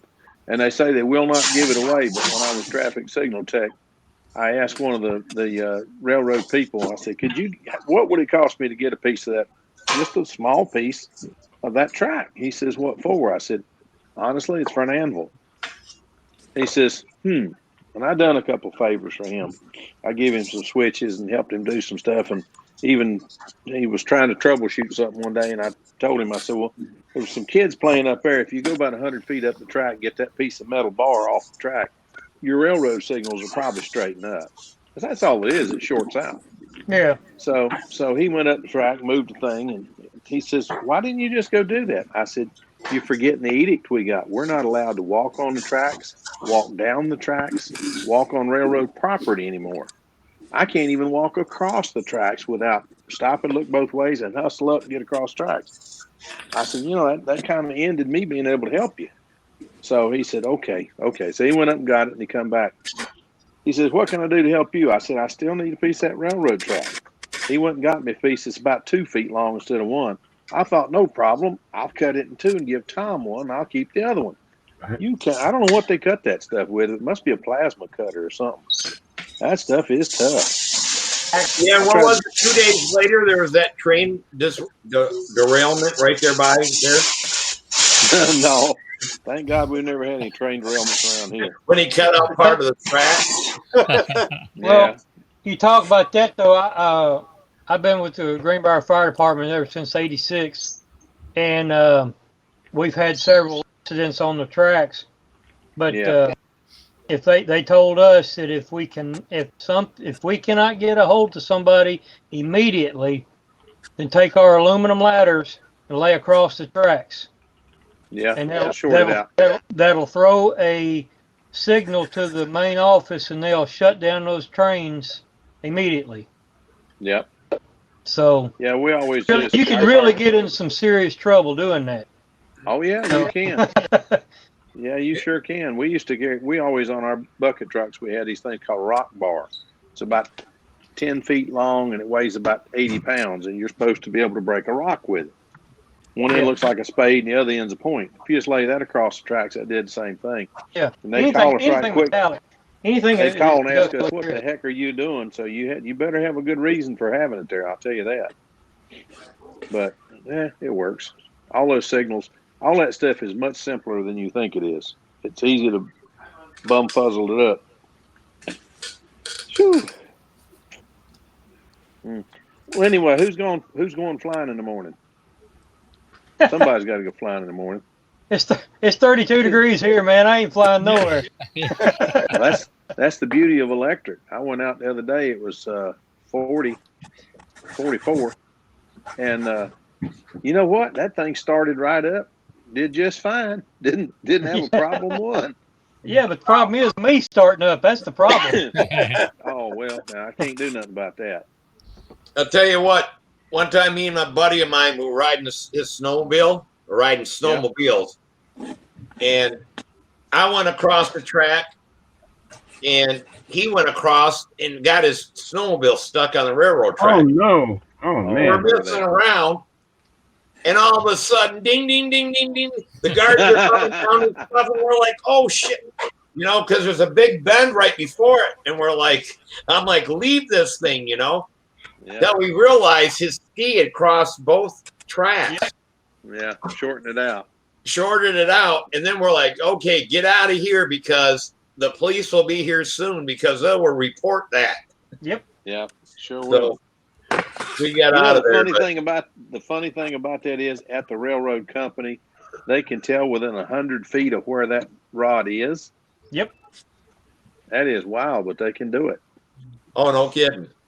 Yeah, the resistance on the track from one point to another, they can tell where that bar is or where the short is. So they probably thought, it's just a snowmobile trying to cross right there again. Some dummy trying to get across the track again. I tell you, it's crazy. They've got the technology has changed so much in the last 30 years, it's ridiculous. They went from mechanical timers with 1 RPM motors that turned everything. Turn the lights on and off and change the lights to flipping computers. I mean, literal computers. It's amazing. So everybody says, "How'd you learn how to work on that stuff?" I didn't have a darn choice. Replace the board. Yeah. Hey guys. Hey. Well, look who showed up. Hey, how's it going? Good gracious, Canada I showed up. Arrived. Oh yeah. Time to go. Wow. We made it. That's good. Good to see you. I got a question for you guys. We'll go for it. Does anybody have one of these Fancher type handles? Yeah, I do. Yeah. Does anybody use that? Yeah. I need to see how the little arms go in and how they're mounted. Can you tell me or show me? Yeah, if you give me a minute, I can get one, or unless someone else can. Mine are down. That'll be great. All right, I'll be back. Okay. Mm. I want to try and make them, but I don't know how the arms go in. I don't know. They bolt them in there. They pin them in. I kind of wondered that too. It's screwed in with two 40s. Yeah, I just don't know. They're bolted. Yeah, they're put in with torque. I just don't know how the is made up. I can't remember that. I made those so long ago. I got mine from Stroop, but he passed away, so I don't know who has them now. But I'd like to find a couple more of those. Those work very well. I don't know if anybody's making them. They're a heck of a lot. I'm gonna start making them. That's what I'm gonna do. Brett Williams similar here in Utah makes them. He's the dealer for them. Okay. And the manufacturer. Okay. What the Fancher handle? I just want to make something similar. But the fancher handle is just a non-lead out handle, isn't it? It's a Well, hard it doesn't point. have cable, right? It's a hard point. No cables. Yeah. Works very well. It's very light. I've never flown strong. with them, and I want to try it. Yeah, I want to try them. They're very light. Go ahead. They're very light, and they very good control out of it. I put one. I got one and put it on a plane that I'd been flying That's for awesome. years. And So I want to hear. I wanted to see what the difference was between the cast handle and this thing. And you won't believe how much more feel you have direct connect. But so that would be like a Ted Fancher handle then, right? Cool. A what? This would be like a Ted Fancher handle? Yes. Yeah, it is a Ted Fancher. Close. Yeah, kind of. I just bought one of the Williams Brothers handles. I hadn't got it finished yet. I decided to get too fancy with it and hadn't finished the darn thing yet. I've been carving on it, but it's coming. But the hard points the hard points drive me crazy in that you have to bend a new set of clips to get the feel just right. But once you get it, it's nice. And you don't have to worry about the wires. But if it has the screw, but if it has the screws that hold it in, isn't that thing adjustable? Doesn't it slide? No. Yeah. Those arms? Screws go through the slot, and they clamped in because it clamps both sides of that plywood. Clamps onto it so it doesn't slide back up. You have to loosen it before you can adjust it, but you can't take it all the way out. It is to a point. Yeah, like he's saying, it is. So it has some adjustment, but it's kind of a coarse adjustment. To get a fine adjustment, you bend the clips, different size clips.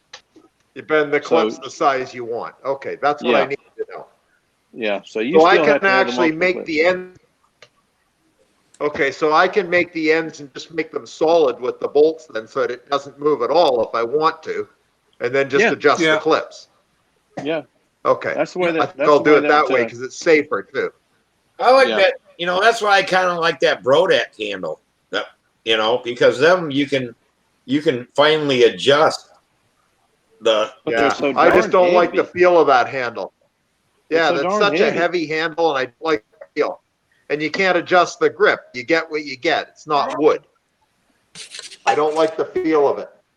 Well, a lot of guys are taking and they take the plastic off and they just put balsa wood on there and sand it the way they want. Had not thought of that. Yeah, I mean, then it's just. Yeah, you could do that. I never thought of that. That's a good idea. It's just like that would be, They just put that back over it and then make it however they want it. Yeah, I used to make them. I use a piece of anyway, it's a trim wood. It's about a ½ inch wide, thick by about an 1.5 inches wide, and I cut it to the length I needed, and then I had to drill the holes through, put the bolts and hard points. Were there, I could just them up and down. Anyway, it was a very light. You could hardly tell it was in your hand. Once I started using light handles, I didn't want to go back to a heavy handle anymore. Yeah, that's what I want to try, a very light handle. Yeah. Yeah. Well, that one's a good one. That's a good the key to FA flying, I've been told. I mean, I have every kind of handle under the sun, but I want to try making something even better. Basically, if your handle's here and you're flying above the handle, your airplane's taking all the weight off the handle. Yeah. That handle's so heavy. But I've never seen anybody out there just only could put down in their airplane because their handle was so heavy. It's that flying off your fingertips where you're using just your fingers to do the really fine controls. You're not gripping where you're putting the whole thing up and down. You're just fingering it. But what I'm saying is, if the airplane is pulling out at 2 pounds, it's overcoming the weight of that handle. Unless you're using. You think so, but you can tell the difference, Steve. Because if you're doing an overhead and you let go of your handle, the handle's going to take off. You'd think it'd make it wouldn't make a difference, but it does. I use them both. That's just me, but I can't explain the difference. Guys, I couldn't explain it, but I could tell the difference, and I'm an old one. Yeah, but you got to understand, Steve doesn't make enough laps for his arm to get tired. That's true. That's true. I'm sorry, Steve, but you they're not being nice to you again, Steve. Well, all I know is that I'm only 5'7". So if the airplane's flying at 6 foot above me, it's trying to pull my handle up. And however physics is, I don't care where. Only if it be below my handle would the weight of the handle have any effect on how that airplane flies. So only when he's crashing. Right. It's only when I'm crashing. That might be why you're crashing, Steve. No, I tried hard point handle. Keep giving I it tried down. a light handle and it doesn't make a difference. Well, that might be why you're crashing. It doesn't make a difference to you. I mean, I can tell the difference. I can too, because I've given away a lot of my old heavy handles. Now, Samantha likes that handle because it fits her hand and stuff better, but I asked her, and she said that she really can't tell the difference between a cable handle, a heavy handle, a hard point handle, whatever. She likes that handle because of the feel and how we got it adjusted. But she said besides that she can, any handle flies the airplane the same, The reason why I left hard points, and I love the way they adjust and everything else, not hard points, I mean cable handle. Cables. Was because if too many people have been flying, all of a sudden, they don't notice the cable's fraying up there somewhere, and all of a sudden they lose a plane. We had a situation a couple years back where about 4 or 5 fairly well-known guys lost their plane because the cable broke. That's their fault. Yeah, that's that's their fault. It's the fault of having. If you don't have the cable on there, you don't have the problem. Yeah, but that's their fault because they're not paying attention to their equipment.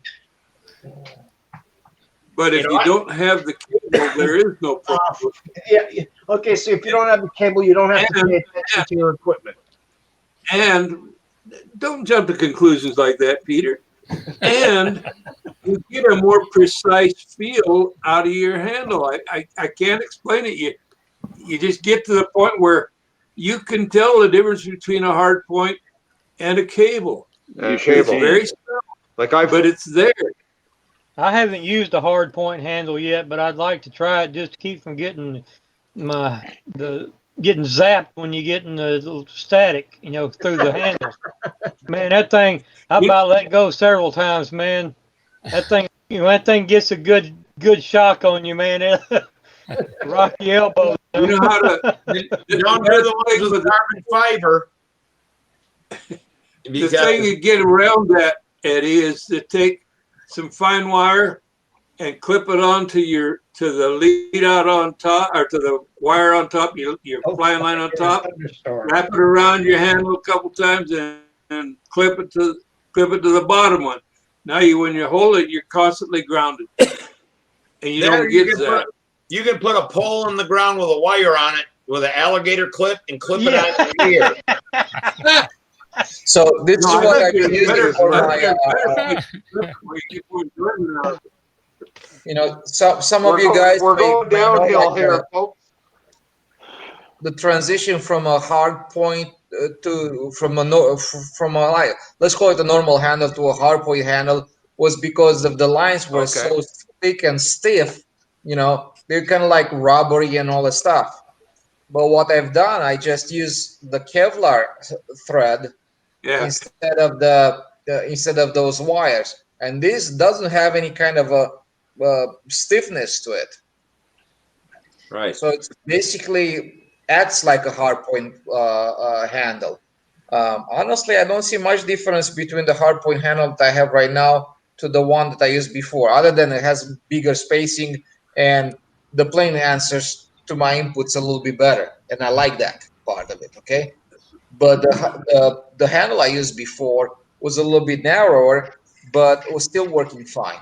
I didn't feel any kind of difference. But if you want to convert your handle, you can buy these Kevlar threads, and they have 500-pound Kevlar thread would be about 1/16 of an inch in thickness, right?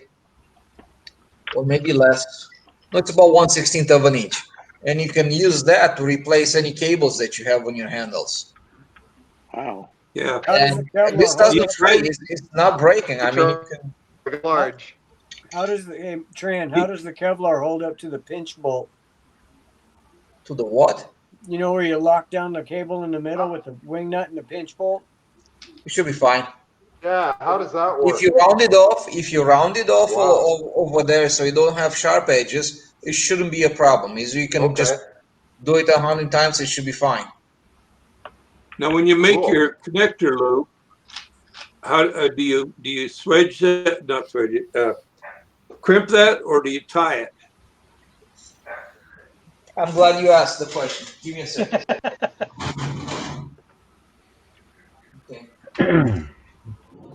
Okay. Charles got his handle there. Yeah. I was trying to finish. Yeah, I'm just going to take a look at it here. The big thing I like about... Go ahead, let Tryon finish first. Well, he's still looking. The big thing I like about a hard point is you have your spacing adjustment. Yeah. And it's easy. It's easier to... Yeah, exactly. You can bring it in. Once you get everything adjusted for that plane, you're done with it. And that's what I like about it. Okay, so here's how hard it is to do. This is shrink tubing. You cut the shrink tubing. Get your Kevlar thread. Actually, I have a bigger shrink tubing, but I just cannot find it. Right? So you just run it through. You fold like that to make a single knot. Just a simple knot here. Like this. Right. And now this is actually not going to open up at all. And you can get your shrink tubing on top of the back of the stuff here. The two. Yeah. That's awesome. And you can make a bunch of nuts in here if you want to. I mean, it really doesn't matter. But at this point, this is not going to come loose. And put the shrink tubing behind it. Done. So that shrink tubing goes over both lines. Yeah. I mean, it's highly complicated. Oh, it's so complicated. That sure. Yeah, I'm not sure how can you possibly handle this. I mean, just tough stuff, man. Yeah. Doesn't get any easier than that. Exactly, and you can do the same thing on. You can use this stuff on your lead out lines. Use the thinner stuff. So, and by the way, for your information, the Kevlar that's about roughly 30 thousandths, which is 1.5 millimeters, that's rated for I think 200 or 300 pounds. So is this called Kevlar string, Kevlar rope? Kevlar rope to go on Amazon. Kevlar rope and comes on everything. I think on a handle use the 500-pound, which is just because it's a little bit thicker, has more meat to it. That's all. The only reason. It's way stronger than anything you're ever gonna use. 500 pounds. Who's pulling 500 pounds on their planes? Anybody? Just Lynn and I. Okay. Wow, nobody. If I gain any more weight, my plane will me and Charles and I did. 500 pounds. All right, here you go. Right here it says 100%. You can use this on a bell crank as well. You know. No. Just go run it through the bell crank and then pull it outside the plane and use it. Yeah, especially on a nylon bell crank for sure. No, guys, if anybody wants to find out what nylon bell crank, you get chafing. Lead outs. If anybody wants to find out what the wire lead outs, what their pull tension is, you do realize all that stuff is fishing line. You can look it up. Yeah, it's leader wire or leader wire. It's leader. It's called leader wire. Most of it's called shark leader. I know one thing. If I was fishing with 500-pound leader wire, I'm going after a whale, I guess. Here's something right here. Let me show you. says DuPont Kevlar braided line, 3mm from Amazon's 900 pound. Yeah. So this is what this is rated for. So now if I use that on an airplane, is it AMA legal for lead outs? No. Is there any law that say that you shouldn't use lead outs of Kevlar? I know on the cables, the lines themselves, yes, but not on the lead outs. I wouldn't use them. I don't think I've ever I seen can a only regulation hear the on trouble already. All right, Yeah. nice. You don't have to. I I mean, know. just what Yeah. I just want to let you know it's available. I And tell you what, Kevlar, you've seen all I kinds. mean, Kevlar, you can do this all you want, you know. Yeah, It'll never break. Kevlar is great, but I would not use them in lead outs basically because Kevlar is not necessarily very abrasion resistant. That's one thing. That's why Kevlar typically in the fiber form is not used in motorcycle racing apparel, at least in motorcycles, because when you go down and you hit the asphalt, Kevlar is not very abrasion resistant. It'll grind right away. And considering that a lead out would have to go through your lead out eyelets on an adjustable lead out guide and chafe on a bell crank that twists, and obviously there's a reason why people put a brass tubing or bush their lead outs on their bell cranks even with steel cable, is so it doesn't chafe away the steel cable. I would not use it I personally would not use it for lead outs. Okay, that's fine. What I want to say is that when you install the Kevlar in a bell crank, you don't have to make it loose or anything like that. You can have it real tight, so there's no movement over there.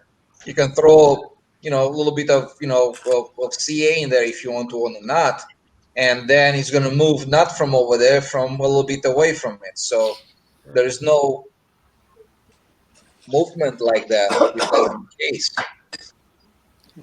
I mean, Makes sense to me. Yeah, I mean, when we were there in France, there was a lot of people using the Kevlar stuff. It's so strong. That thing is so strong, and it's just they use them for hinges, where you have a lot of going up and down, up and down, and they never break. I mean, those hinges don't break unless you really. Excuse me, I have some dust in my throat.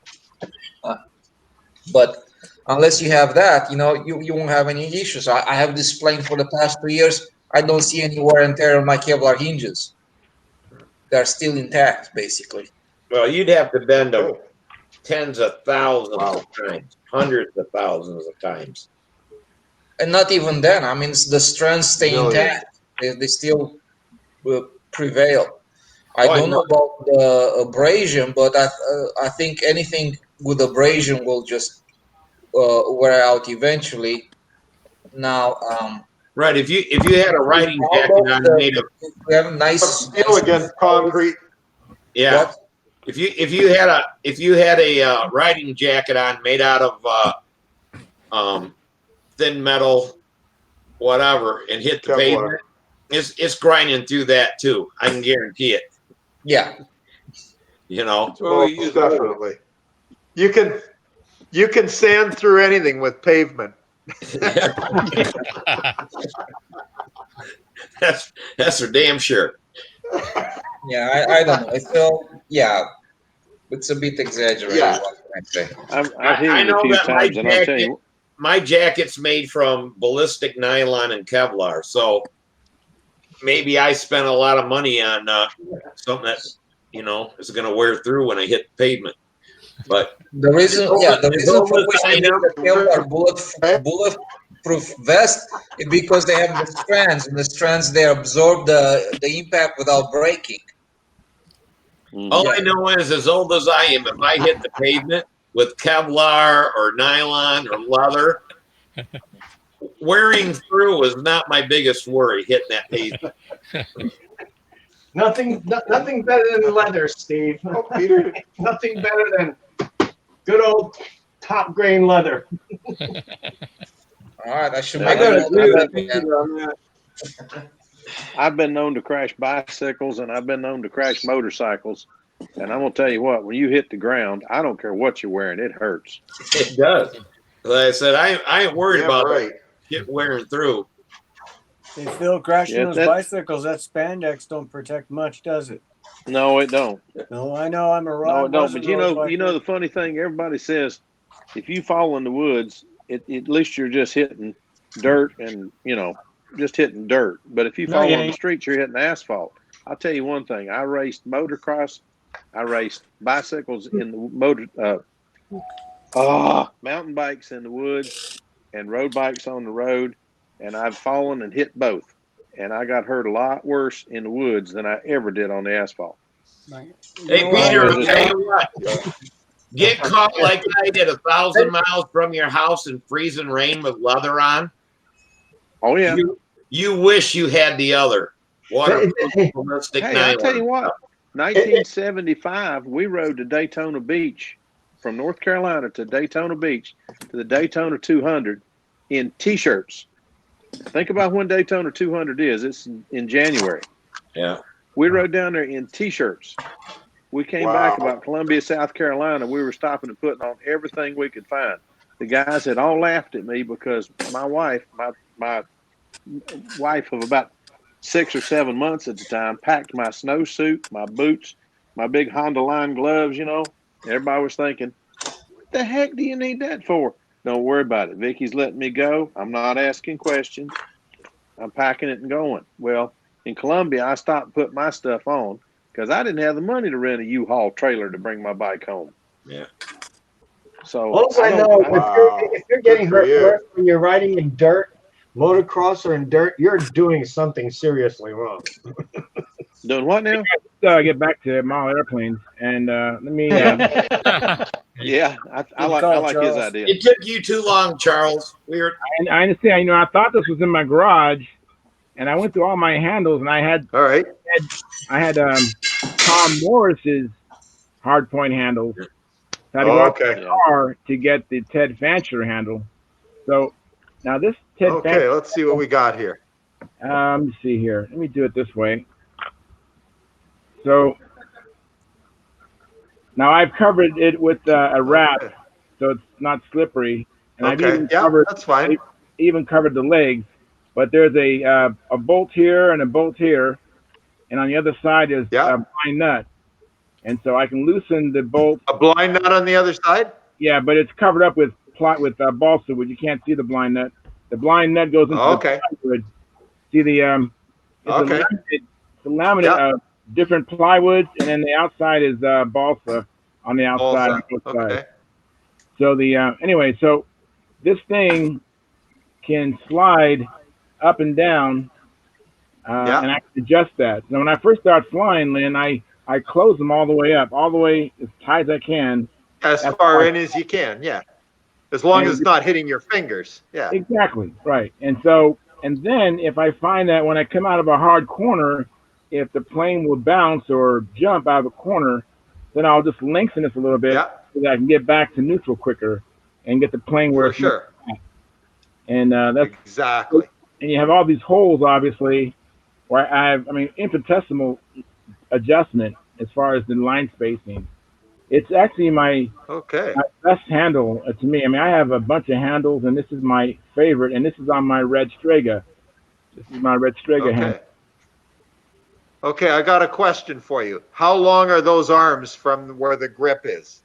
Like from inside the grip to the steel arm? How far? What's the spacing? About like that. So from finger to finger. Tom Morris sells them little things. Okay. So you can make your own handle. Really? It's probably not Tom Morris anymore, the other guy. But yeah, the other guy. Okay. Yeah, he sells them already cut out or whatever. It's about that long. Okay. It's up about that far out. But usually, the best, the hardest, the most sensitive feeling is when it closed up all the way. I only lengthen them just because I can't move my handle quick enough to get back to neutral, get the plane not out of a hard corner. And it's that's awesome, Charles. It's light too. I have a similar handle that Brodak makes, and I Well, it's like because I have the Brodak one. I have it. It's heavy as heck. I know the heavy red as one. heck, and this is light as heck. It's expensive, Okay. but I think who's the guy that sells it? $25. Yeah, about That's $45. not that bad. No, 25. 25. I got mine. They were 25 a piece. They Oh, may that have was gone up years now. ago. No, that's about $45 now, including shipping. Okay. Oh, okay. Oh, wow. The Everything guy, goes up. his name is I don't want to guess mess his name up, but he's on the forum, and It's Brent Williams. yeah, Brent Williams. Brett Williams. Okay. Brent Williams. He sells them, and I think Okay. it's about I'm gonna order one. I'm gonna order one from him then. Who was it that said that you could buy the tips for it? Okay. Thanks, Charles. You're welcome. One of the Business, One but of I the don't know the name of the guy ways to cut the running it price now. down is Heck one yeah, way to that's great. get the price down is to order 5 or 6 of them at a time. You're only paying shipping one time instead of 5 or 6 times. So you save up some money and you Yeah, buy. exactly. I am just surprised that a lot of people here would build, spend, X amount of hours doing a concourse finish, spend $1,000 on an airplane and build it all from scratch with laser cutting and whatever. And you don't go out and build a handle that fits I turned around, I did this years ago. And this one, if I can turn around and show you, it fits my hand perfectly. It looks like it does. And it doesn't take. I built this thing out of just stuff I had laying around in the house. Now, is that a hard point handle, Peter? Yes, it is. Right now we have two width adjustments. That's cool. But I can add width adjustments to it just by drilling another couple of holes. Right. Yep. Now, do you have eye bolts in there? Is that what it is? No, basically what this is completely adjustable even in flight. I can turn around while I'm flying. If I need to crank in a little more up, I crank it in or crank it out. I can crank it down. I understand that. Down, or I can change the overhang, and I can get the thing is you can crank it in right as the airplane. You're doing your trimming flights and you're trimming out your airplane. Well, you can trim out your handle right while at least you can find even if you don't use this when you're flying normally, if you build one, you can turn around and use this to set up your hard point handle for the geometry that makes sense for that airplane while you're flying the airplane instead of having to, land. Oh, let me make a change here. Let me make a change here. Fly it again. Oop, land. Make another change and see if that approves it. I never changed during flying. No, I've seen so many guys try changing during flying and crash. It's scary. I've already had one. Never do that. Huh? They're not doing it the proper way. Yours. No, they're not. You only have to make one mistake doing it to lose an airplane. Yeah. I've been doing it this way since I've been flying control line. Well, as long as it works, yeah, that's good. I just don't recommend it to people. The only handle I had before this that I made this one was the Hot Rocks.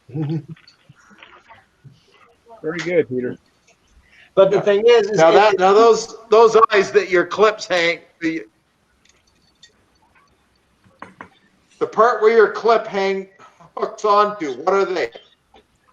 Eye bolts?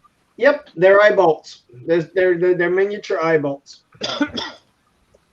And if I want to add more spacing or less spacing, all I need to do is drill holes in this particular piece of aluminum. It's aluminum channel, right like that. Aluminum. Okay. Okay, I see. Gotcha. Hey, Lynn, for your planes, you might want to use 3/16 eye bolts, though.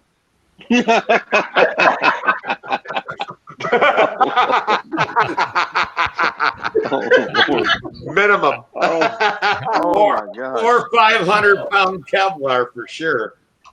Sorry, Lynn, I couldn't pass that up. Lynn, you are That's a tough all right, soul, brother. It's okay, Jeff. It's all in good fun. It's all good. Hey, Len, I just love looked up on that. those big motors. I just looked up on Oki Model Products, and he sells a whole handle like that for $39. But I think if you called him, you could buy them pieces.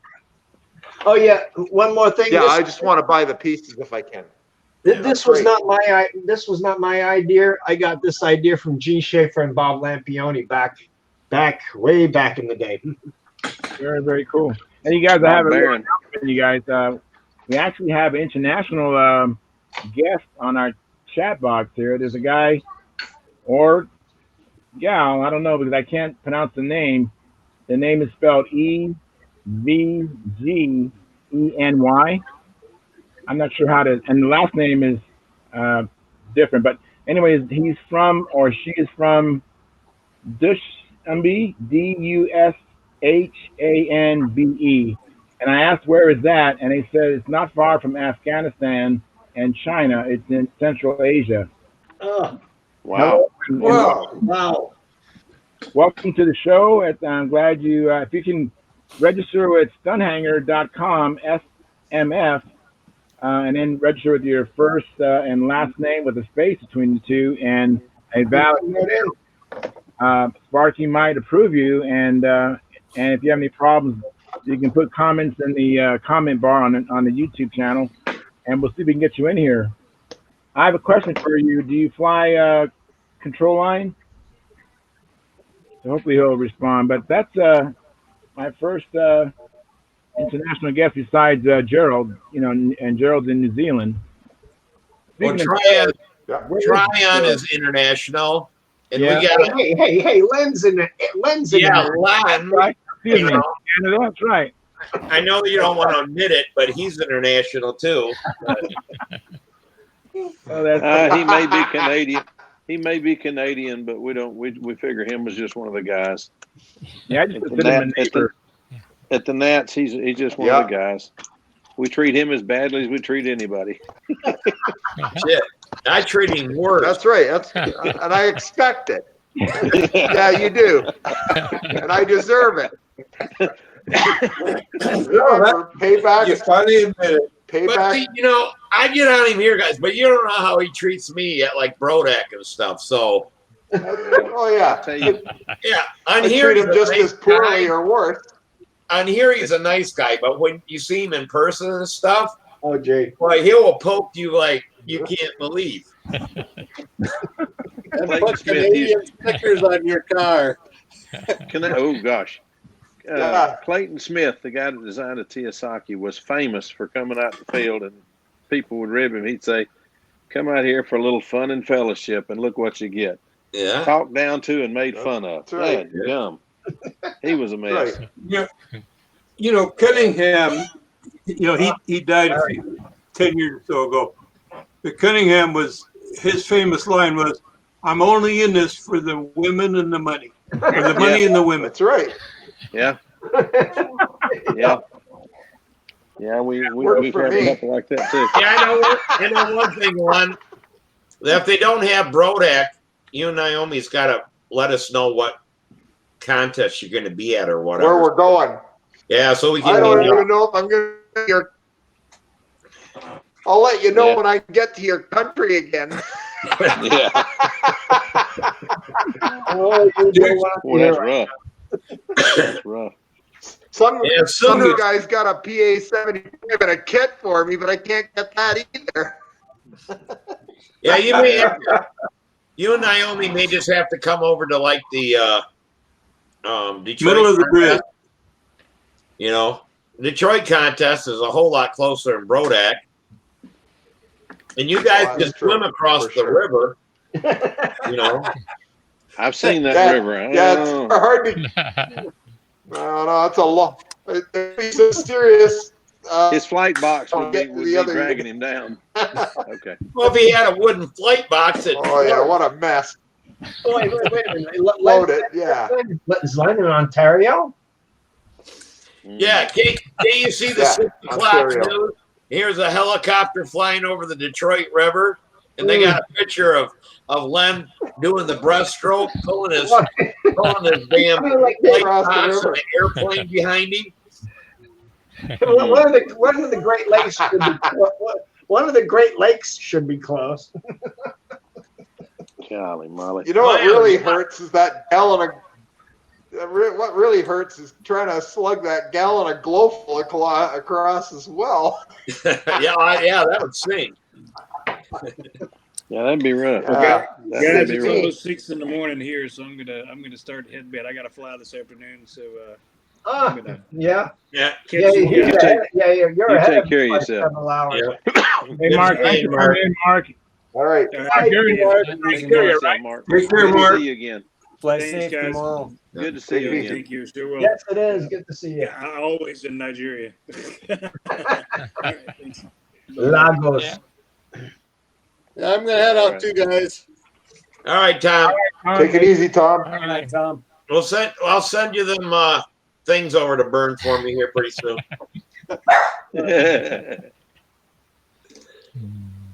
Yeah, I'm hoping to get Steve send me a package here pretty soon. Yeah, I gotta get now that everything is calmed down at the post office. Yeah, I'm gonna mail stuff out, but it's been a mess. oh, it is, and just the stuff happening. I'm like, I don't want to mail nothing out now and have it lost or what have you. You know, I know what you mean. I've got some stuff in the mail. I got some stuff in the mail that's been in the mail for 3 weeks. I sent my brother. He's in Arkansas. He's not that far away. 3 weeks and he hadn't got it yet. Wow. Do you know what's the post office has got a new thing.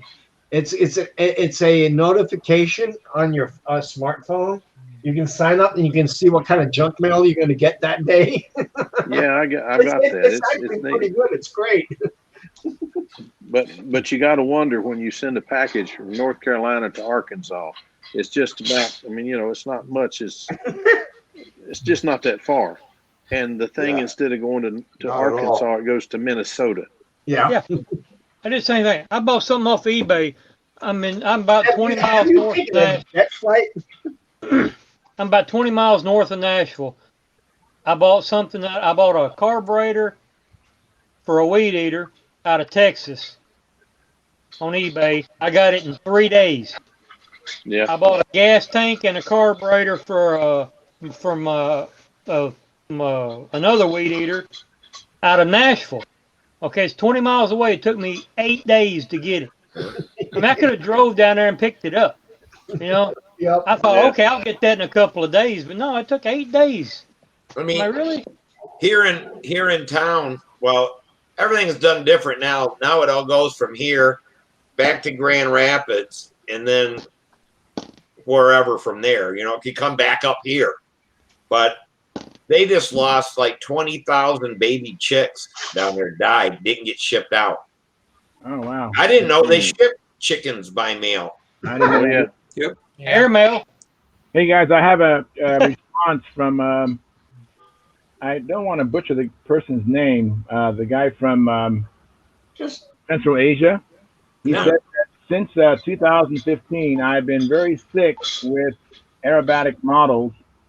I am very familiar with technology. I fly Super Tiger 60s. I build models myself. I really like the Western approach to model building. So he is great aerobatic. Control line or RC aerobatic? He does RC aerobatics? No, he didn't say. He didn't specify. So I'm asking, was that RC or was that control line? I imagine with the Super Tiger 60. Yeah, probably control line. Control line.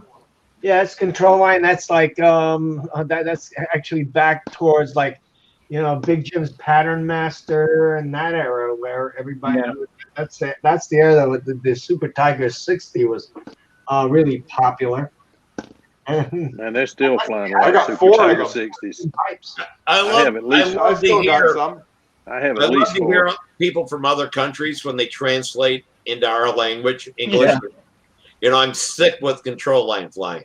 I mean, it sounds like my buddy from Switzerland, he comes up with, but when it's direct translation, Yeah. I figured I'm sick about control line too, so what can I say? Yeah, me too. I've been sick about control line for way too many years.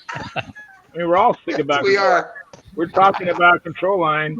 I like the way you worded it. It's true.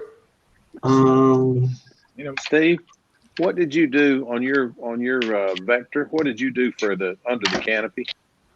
For what canopy? What did you do to detail the canopy area? Nothing. N30. Where's my N30s? Nothing. Oh, one I paid in silver and one I left clear. I've been thinking about painting one silver because there ain't much room under there. But mine, the canopy came, it's just put on there with hot glue. Yeah. And mine came stuck over, wobblated over the side so bad I had to pick it up anyway. But I think I'm gonna do something. I don't know what. This one here was on there loose, so I just took it off with some Kevlar string. Yeah. And the abrasion didn't break it, but I got it off there. And the other one, it was stuck on there good, and there wasn't any place, That's a Vector. Yeah. And that's just like my. But I think that looks bad. Yeah. That's an off. So I should have probably took that off and painted it too. But then you can't see all the, there's glue that sticks out of it, stuff, but it's just for testing, so I didn't, Well, that's what I'm going to use for just a wintertime plane and just banging around. I have 6 and 8 weeks that I don't get to go out there. And then when I get to go, I hate to take my best model and go out there when I'm rusty as heck. Yeah, exactly. If I just let other people fly it, I probably should have painted the canopy. But if I decide to fly it, it really doesn't matter. That's terrible. Charles. Yes, Charles, sir. Yeah. You want me to do this thing on ratios? Are you You want to hold it over? Yeah. Or you want to hold it over till next time? No. Do it. Yeah, I mean, Go hang for on. Yeah. Let me fix this. Hey, Tryon, do you hear me, Tryon? I wanted to know if you could put it in the chat box, the address to mail the muffler to you.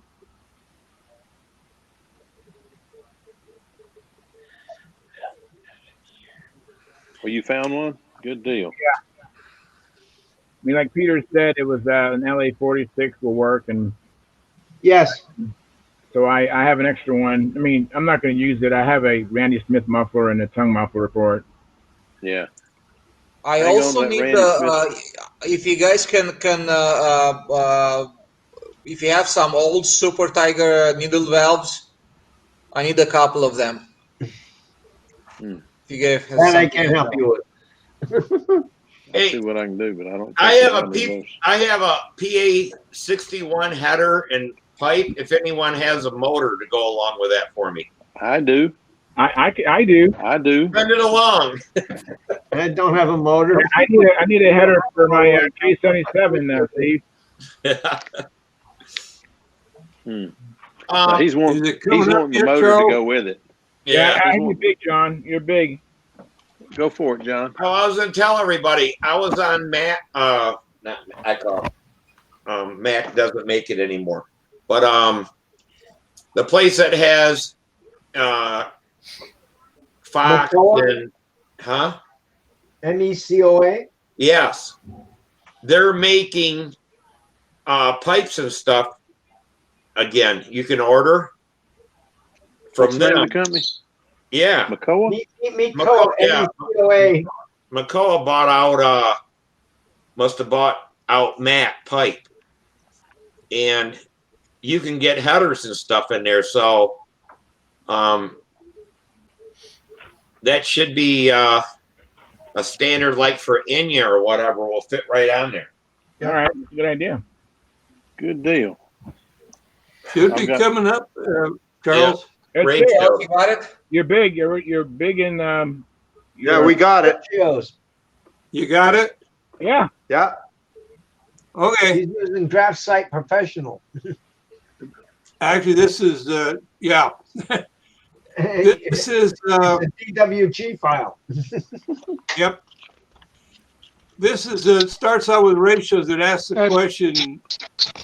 This is for Phil. Our ratios, are they just more before you get started, useless John? math? Before you get started, John, I'm gonna cut out here, let you guys go. I gotta get up early in the morning. I'll see you guys Friday. All right. Take care, Eddie. Okay, the question is just more boring, useless math.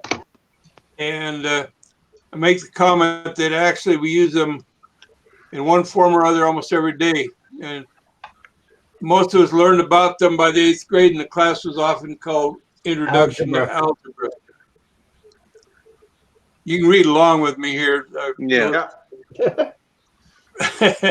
I did it so it was easy, so if I messed up, you could still read it. All right. Anyway, the ratio, we go through, I'm going to read it because if you have any questions at any point, and you may here as we get going along, you can go ahead and ask me. But ratios can be useful, and when we properly apply them. And what are some of the uses we should find when we learn how to properly design or model airplanes? And of course, first to mind is the ratios between the wing area and the flap area. What is it? Most people use 20 to 23%. We use a ratio to figure out the wing area and the percentage of the wing area the flap is. And the stabbed elevator areas, as well as the ratio between the combined wing flap area and the stabbed elevator combined areas. Boy, I didn't type very well. These are what are often called the numbers. At the risk of passing over some other ratios we use with our model, I'm going to jump straight into ratios in our model, in our controls. Let me move over to the next page. Control ratios. And this is, a lot of guys want to use one-to-one controls, and I'm not a big fan of that. But the control ratio is the relationship between the belt crank's degree of rotation angle to the flap's rotation in degrees, and then to the elevator rotation also in degrees. And we've first got to make an arbitrary assumption, and some guys struggle with this assumption. What is the total belt crank motion from full up to full down going to be? Now, I've heard a lot of people, one fellow I read today, he uses 60 degrees. Well, 60 degrees is a total of 120 degrees, and he's getting awful close to over-centering the belt crank. I don't like to get that close to over-centering. So what I use, and it's worked out well for me, is 45 degrees either side, or a total of 90 degrees. And I've never had to max it out, and I never had to hope or wish I had more control throw in a panic situation. A lot of pilots designing their airplanes will use a one-to-one ratio between the flaps and the elevators. That's been very popular for years and years and years. And it makes it simple because you can use whatever ratio gets you there in the belt crank, and then it's the same between between the flap and the elevator. Which if you got a 1 inch flap, 1 inch go at the flap going back to the elevator, you only need 1 inch at the elevator, and you'll have one-to-one flap. So if you got 40 degrees of flap, you'll have 40 degrees of elevator. Anything more than 40 degrees, as far as I'm concerned, you're starting to put in too much drag. And one of the problems with a one-to-one ratio is the drag. And in extreme situations, like making a hard 90-degree corner or 120-degree corner in the triangles, you can put enough drag on there, you come close to stalling your airplane. Seen that happen a lot on the triangles. So I'm not in favor of a big fan of one-to-one, unless the airplane is a ponderous pig or a heavy airplane. I resemble that comment. At the extremes, it also causes a pitching motion that you've got to overcome with the elevator, the amount of throw you got on the elevator, and the moment arm on the belt crank. In other words, it makes it harder it can make it harder to give you your control. You have to pull harder on it to get out to the extremes.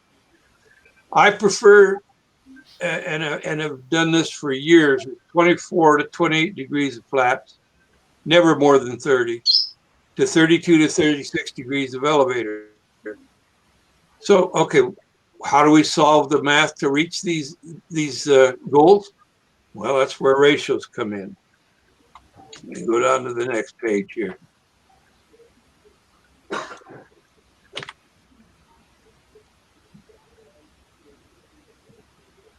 Okay, the ratio is expressed as W divided by Y equals X divided by Z. Let me get over this page and I'll get you what some of these terms mean. W, I'm using here, that's the flap horn itself. I put an inch and a half there because a lot of people are going to inch and a half because they need the room for the types of ball lengths we use. Y equals the flap rotation in degrees. X is the unknown belt crank arm length. And what is Z? I forgot. I didn't put it on there. I thought I did. Z is hold on a minute. We're solving for X. I had it all on there. I must have dropped it in somewhere. Okay. What we do is we plug in 1.5 divided by Y, which is that's the belt crank rotation. Excuse me. And Y, Y is the flap rotation in degrees. X is the unknown. Z is the rotation of the belt crank. We want to, back up a bit. Z is the distance from the pivot point for the connector for the flap rod, push rod going from the belt crank to the flap. These are items that we know what they are. The only one we don't know is X. And what we're trying to find here is back up. I lost it when I've lost that what I defined Z as. Z is not where X is. What we're trying to solve is the distance from the pivot to the connector for the flap push rod. Okay. Z then would be the rotation of the flap. All right. Yeah. Okay. So you cross multiply. What you do is you take the X, you multiply it to the Y. So you have it XY equals WZ. And then anytime as you know, as we cross the equal sign, we went from a division to multiplication. But now we need to isolate X. So what we do is we divide all by the Y. The Y crosses out, it's no longer there. And we wind up with WZ divided by Y. Right. And then we have X. Now we get our range, we get our number, the one we're looking for, which happens to be that pivot line.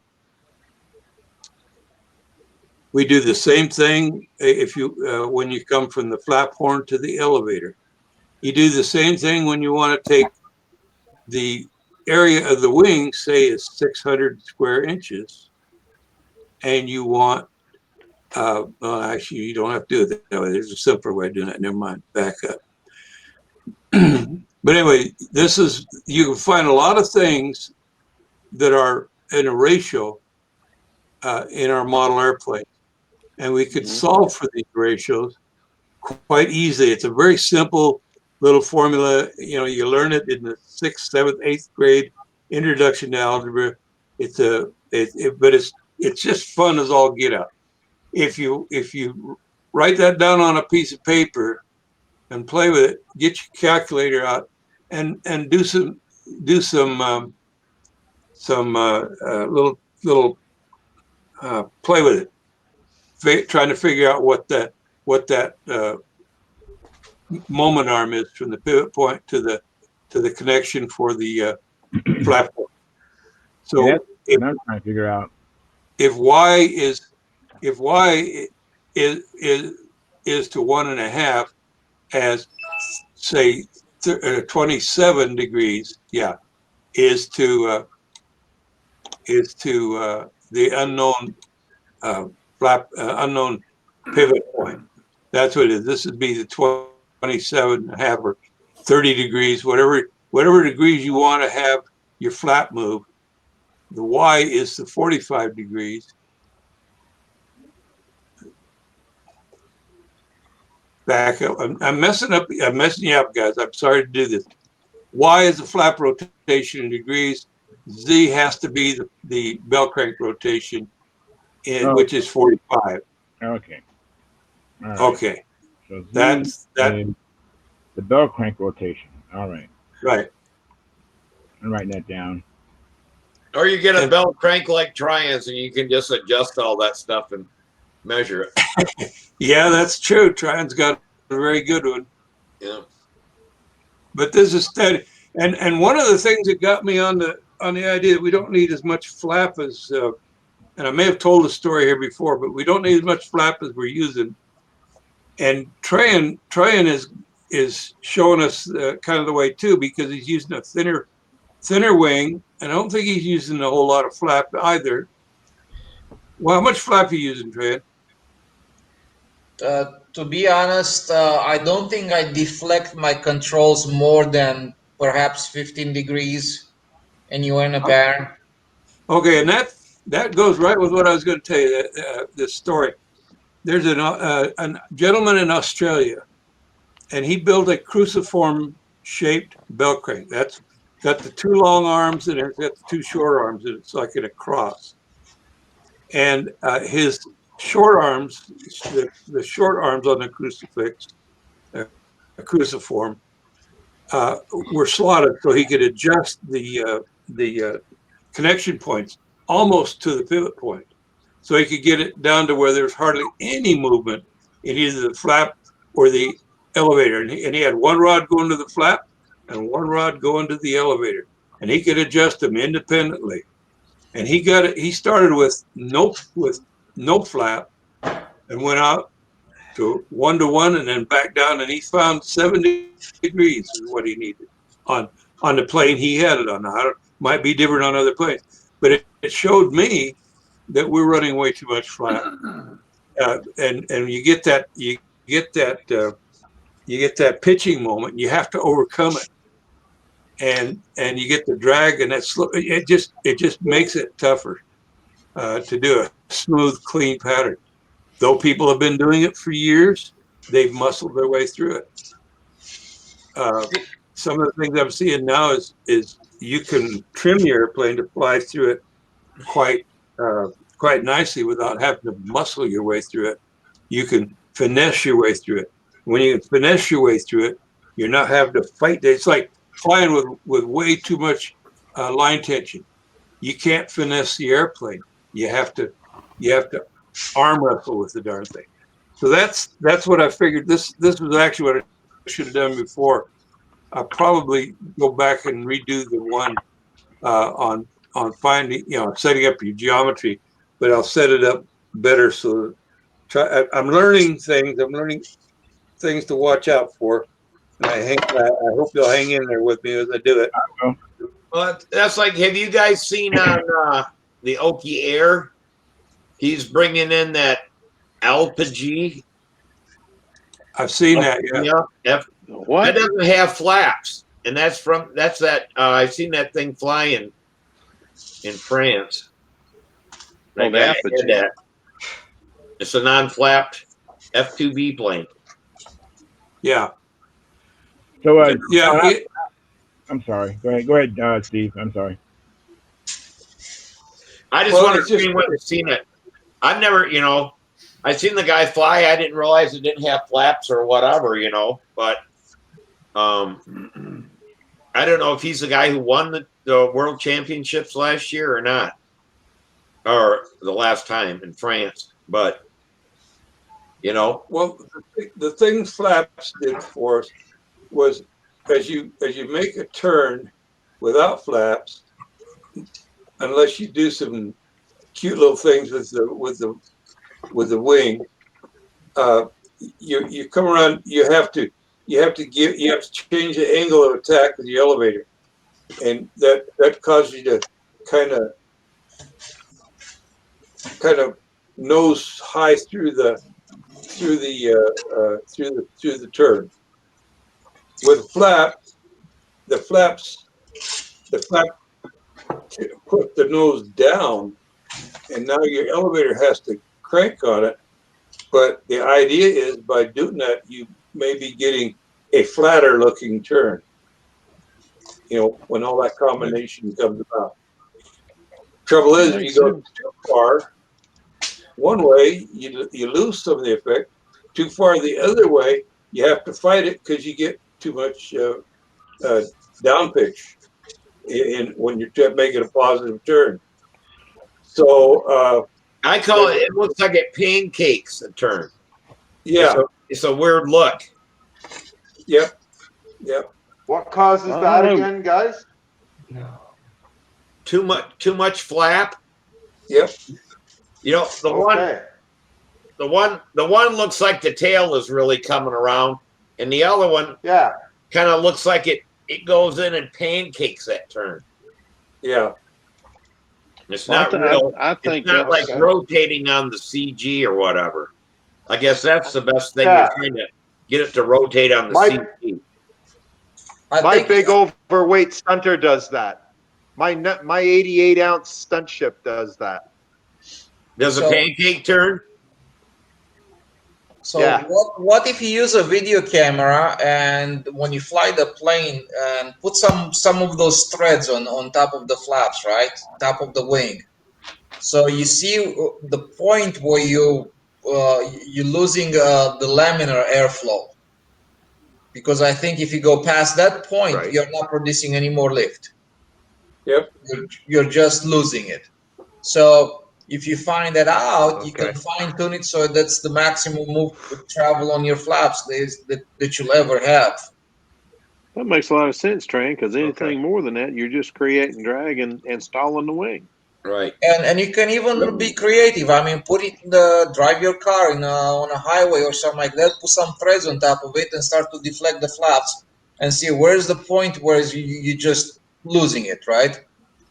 Because if you lose the laminar airfoil on the top side, then you're done. That's it. That's all. You're losing lift at that point. Wasn't it Chris Rudd who put all the little threads or whatever on his airplane and flew it and seen how little actually the flaps worked and the tail when he flew it? I don't know about that. That's the other thing when you go to 1-to-1. Your plane gets touchier because a slight movement here gets you down to where actually you want to be, and so now you've only got this small range of motion. Whereas when you slow it down, go with less deflection, and that you slow down. Now you can you're not. This will cause your plane to sometimes want to hunt or look like it's. You're trying to hit that happy spot, and you're so sensitive around there that it's hard to hit. Whereas if you get it slowed down to the point that you've got more motion before it starts pumping around so much noticeably, that's one thing I thought. Yeah, what are you gonna say? There's also a lot of value. I think there's also a lot of value in the fact that where you place your CG on your plane, because as you notice, like planes will turn a lot tighter if you move the CG back and if you can afford to do that, especially on a heavy plane. You push the CG back because the plane is heavy, it's going to track nicely, and you're going to find out that it can corner quite well. And what does that mean? I mean, and you actually have to reduce the spacing on your handle quite a bit, which means what does that mean? You use very little deflection. You're not stalling the plane. You're not losing speed. You just power. I mean, it carves through the corner and then goes. I mean, having a heavy plane and setting it up nose heavy. If you have a super light plane nose heavy, that's something, you know. So it's like, what are you trying to achieve there? Yeah. You know. Yeah, So see, I need to make my plane a little more tail heavy. Hang on. Peter actually has a question. Okay. Yes. I just wanted to get some input from John and the guys on this particular theory that was developed a little while back, which was, and it kind of sort of got blown. It's sort of gotten how would I say? I noticed this was brought up in one of the Facebook groups, and it was what they would call the blown flaps, where they actually the flaps are actually designed after after airliner actual aviation flaps, where you can see like a flower flaps, yes. And it fell by the wayside several years back, but maybe it's time to be revisited. Of course, obviously, the construction of these flaps is quite a bit more involved than the standard implementation that we use today. Maybe because they were found not to be any more effective. But recently on a Facebook page, I saw somebody, I think it was in Japan, that was starting to explore this particular concept again. Yeah. Well, that's like the Velvet. Yes, that's what I mentioned. What was his name with the Velvet, Steve? Dick Wesley or Wesley Dick? Yeah, Wesley Dick. I got to look at that play real closely. That's what John Harris is building right now, and he's doing the second variation of how the flaps are hinged and stuff. And he was just telling me last week that he's seen someplace that guy in Japan does it different again than what the second version of Wes's was. But he says he kind of likes the second version of Wes's better. But I don't know if it's out there for everybody to. The thing I feel about it, there probably may be, if you really like tinkering with stuff, I believe in the principle, the KISS principle. Keep it simple, stupid. Because you've got the more complexity you build into something, the more chance you have of something going awry. You got more things you got to worry about adjusting and getting adjusted and trimmed out properly. We've got it situated. We're beginning to understand better our flaps and our elevators, how they work together.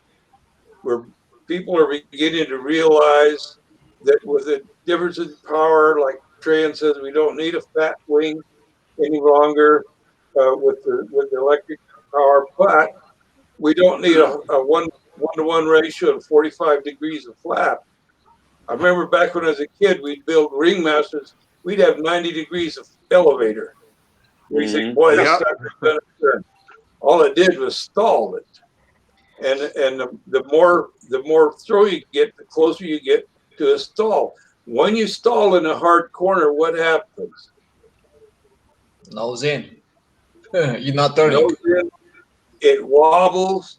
It messes the corner up, and you're sitting there with almost zero speed, trying to hang on the prop. That bleeds it all. Yeah, bleeds it all off. Yeah.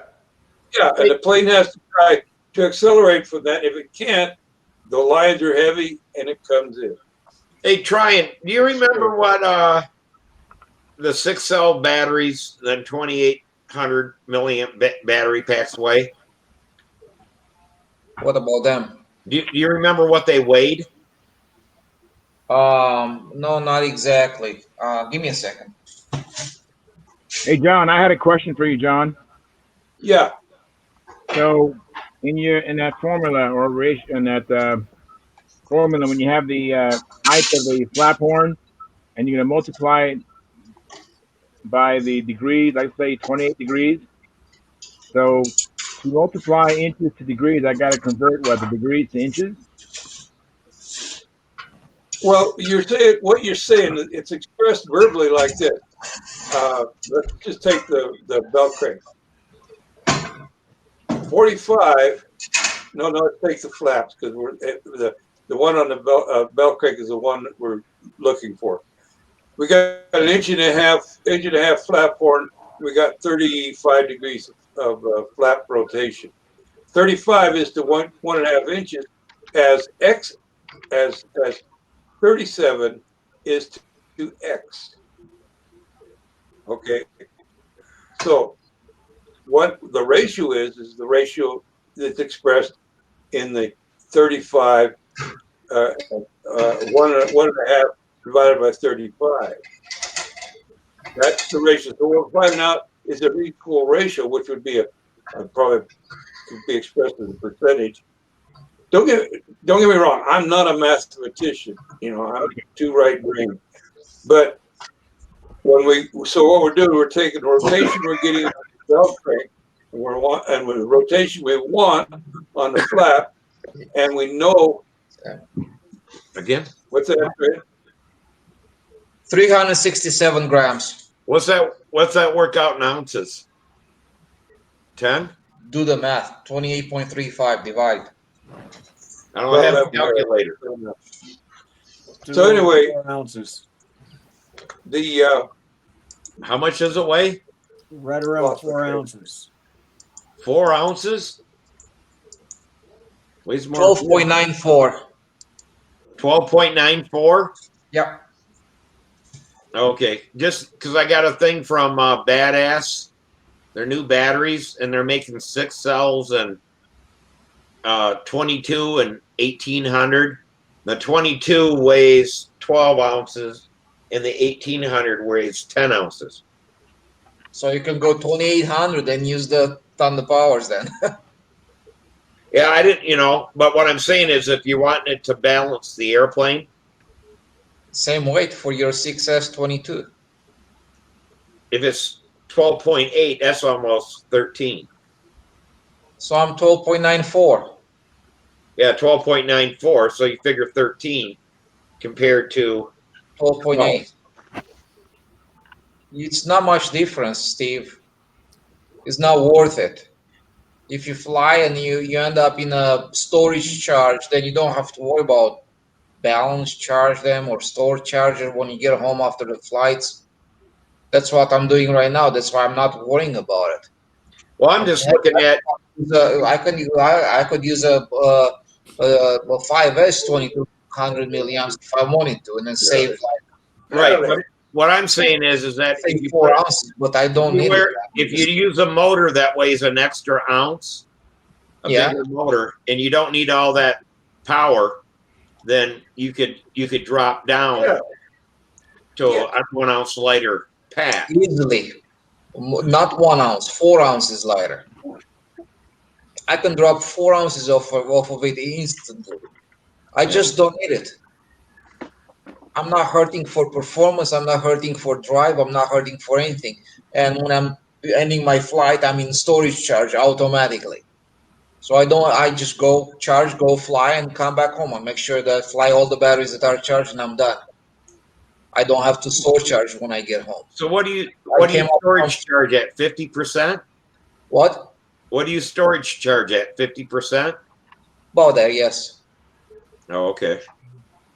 Yeah, and I'm using only 1400 milliamps of light, so I'm exactly at 50%. Oh, okay. I can put a 5-blade prop on my plane and still have power to spare. Because that's what's weird is that's what John Paris was saying, and I'm like, when I was charging Samantha's batteries, I was using about 82%. Mm-hmm. And they'd be in storage charge. When I get home, I put them on there to storage charge. It always start up, go beep. It was done. And I'm like, well, how is this that John is using 50% of his battery and it's in storage charge, and I'm using 80% and it's in storage charge? Not right. It doesn't sound good. Something is wrong there, I think. I think it's 3.85 per cell usually for storage charge. Yeah, that's what mine shows up. Yeah, somewhere over there. Yes, that's what I'm storage charge. That's what I'm storage charging mine. And actually, I came from Florida, and I used all the batteries, and then when I came here, I put them on storage charge. I think I put like 100 milliamps in one battery at maximum, and the other ones just took less than that. So it was kind of funny, you know. It's like I was like, I'm putting them on. 10 minutes later, it goes like, not even that, you know. It just goes like, I'm done. Okay, cool. Well, that's what we were getting, you know. And I went. The batteries haven't been used in a year, and I went back to restorage charge them, and they said they're still at storage charge. Yeah, they'll sit there a long time, Tat.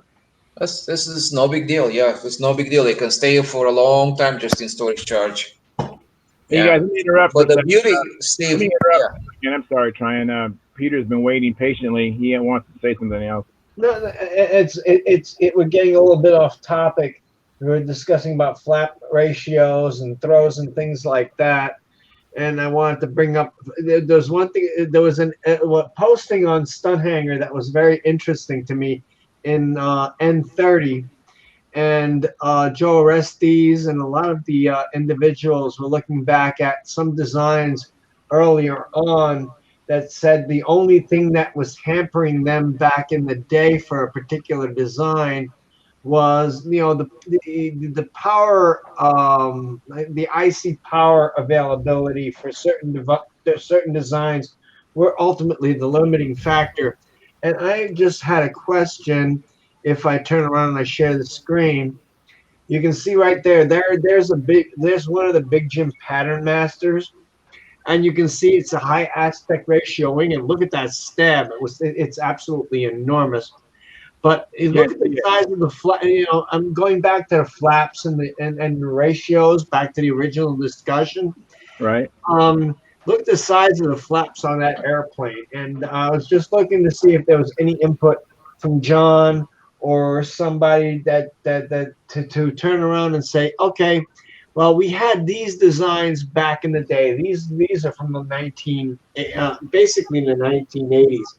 And a lot of the, if you follow the thread, if you read the thread, they said that it's a sad thing that the only drawback to these designs were the power plants that were available back in the day. You know, it was either the Super Tiger 45 or the Super Tiger 60 or other IC combinations. But I'm looking at this saying, okay, so let's bring this type of design forward. Back to the bring it forward to 2020. Does this type of design that was the mainstay pretty much throughout the 1980s? I mean, this was the design everybody built around. You know, They never won. Ertnowski and everybody else built around. And look at the size of that flap, and that, like, you know, when you want to calculate your throw ratios and everything else, it might make it very interesting if we can turn around and apply modern power plants to these types of designs at this point. Yeah, Wendy tried it, didn't work. What I have about the big flaps is that you can go small flaps.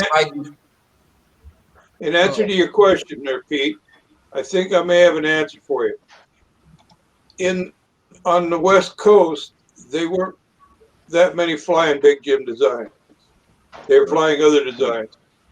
And, you know, because of the difference in distance in that, there's a lot of stuff going on in East Coast that the other guys didn't really know that much about.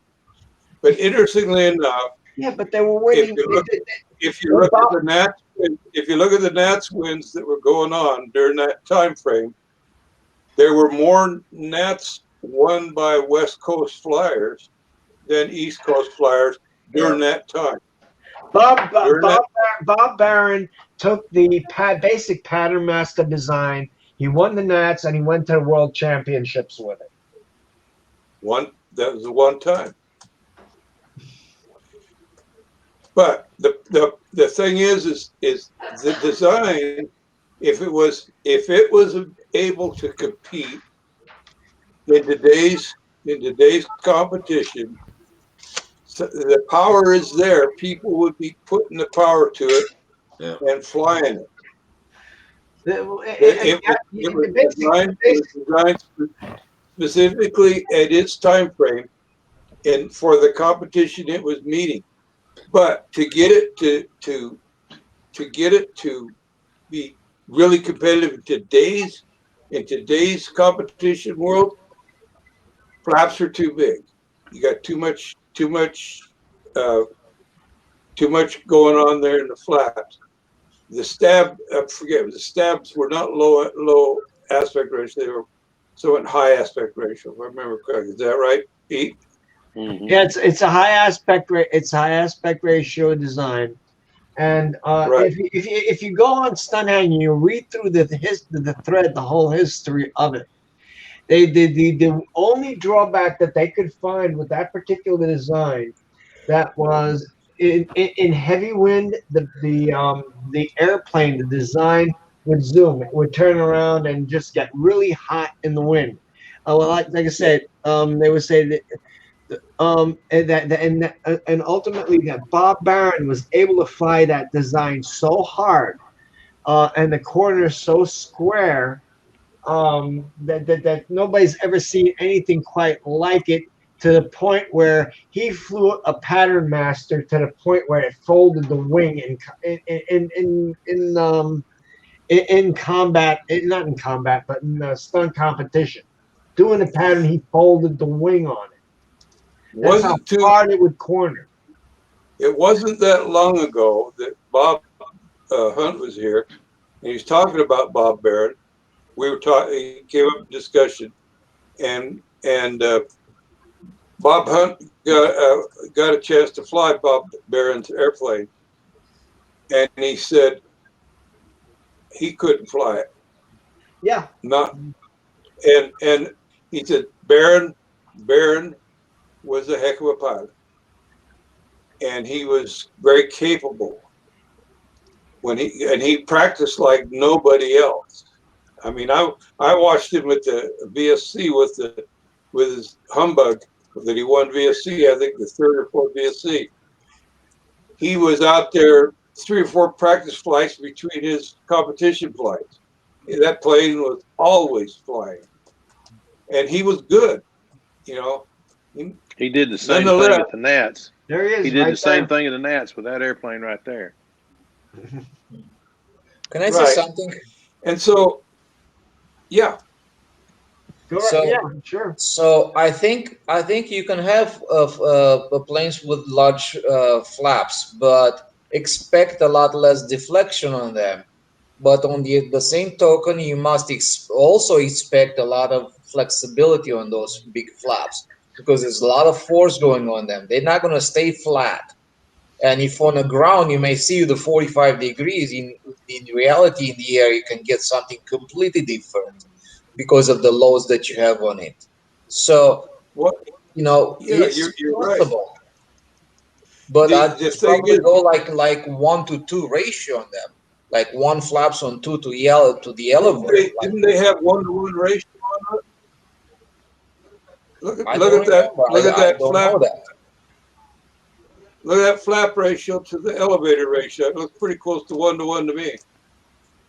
Yeah, but also I heard like they were grabbing the tips of those flaps, and they would be so flexible that in flight actually they didn't move much.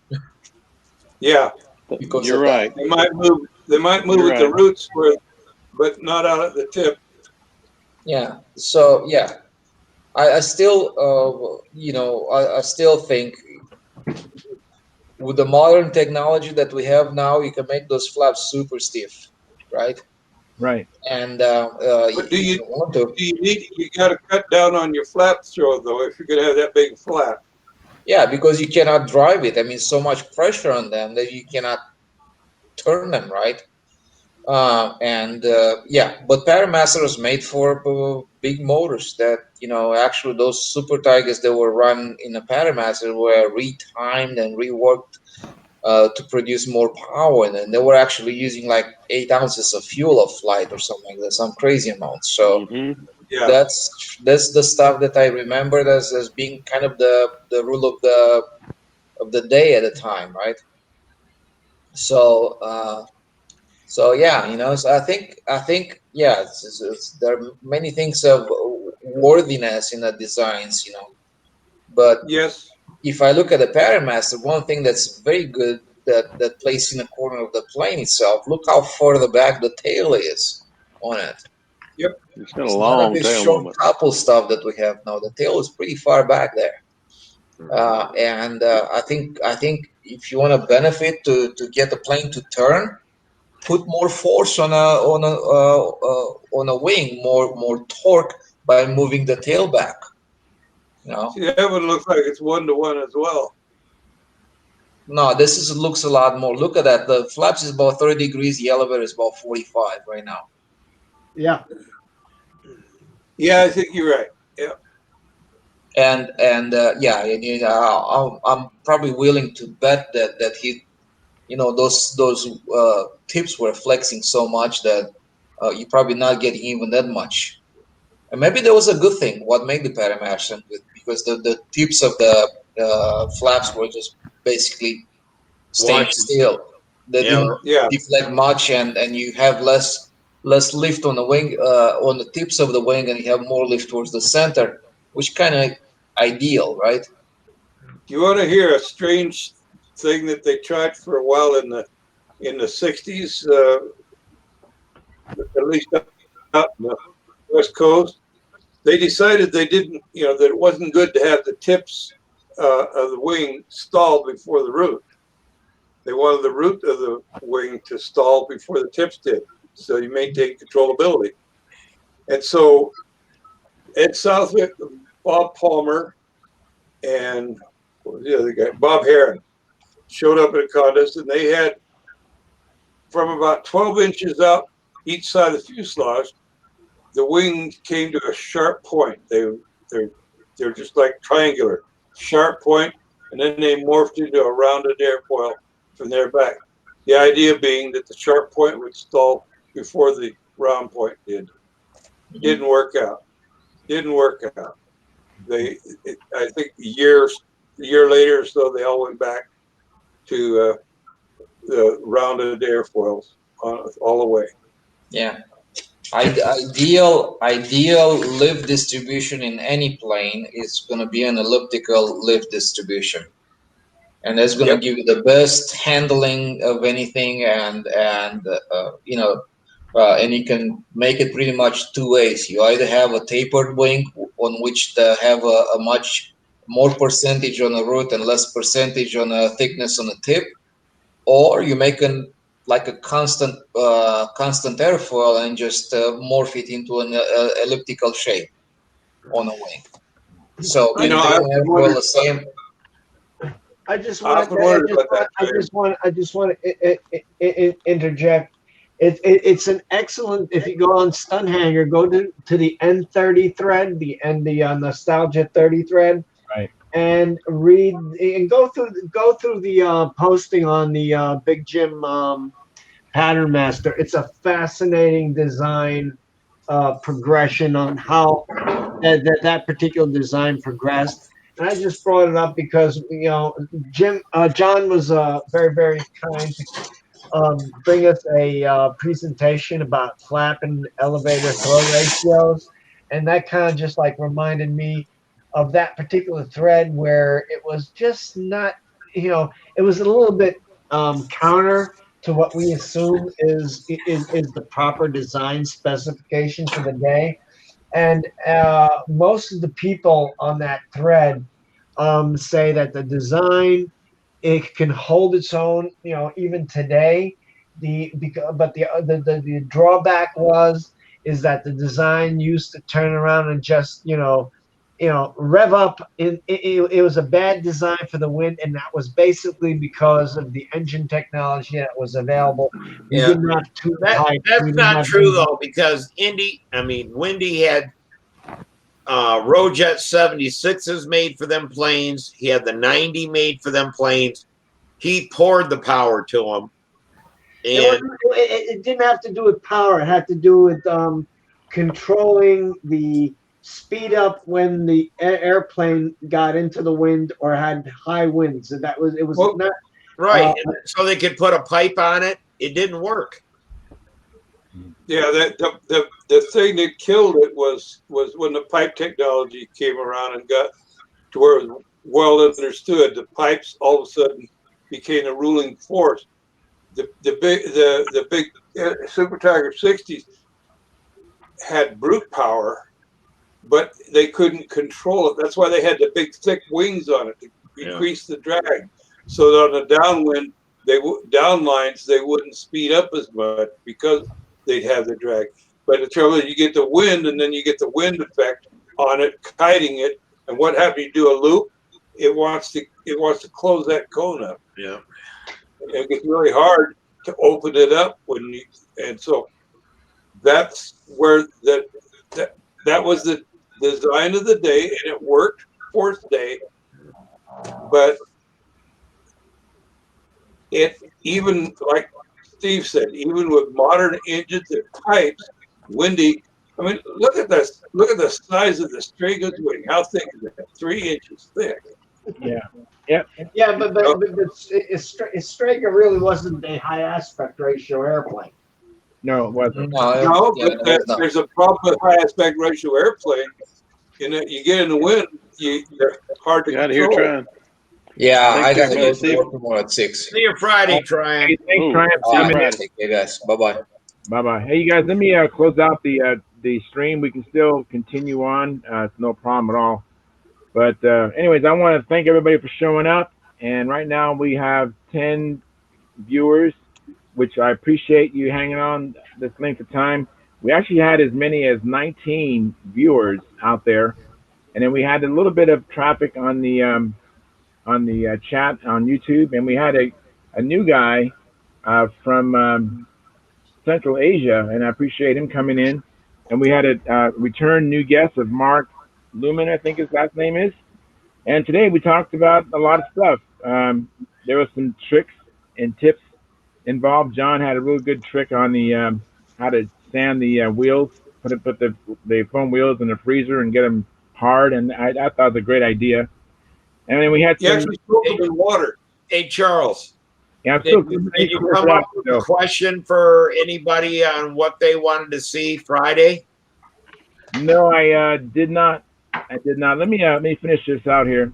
And then we talked about the lost foam system. We talked about hard point handles. John Miller did a presentation on ratios. I appreciate that, John. I know it's not easy to do that, and I appreciate your effort in doing that.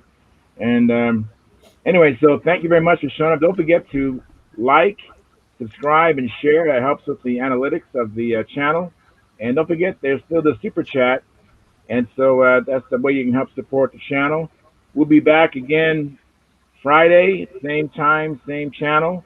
And I'd like to see you guys show up again. And we'll look forward to having another good show. I'll see you. I'm bidding you all good night out there in YouTube land.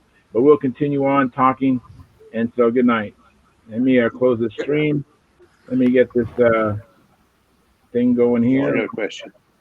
Stop the stream. What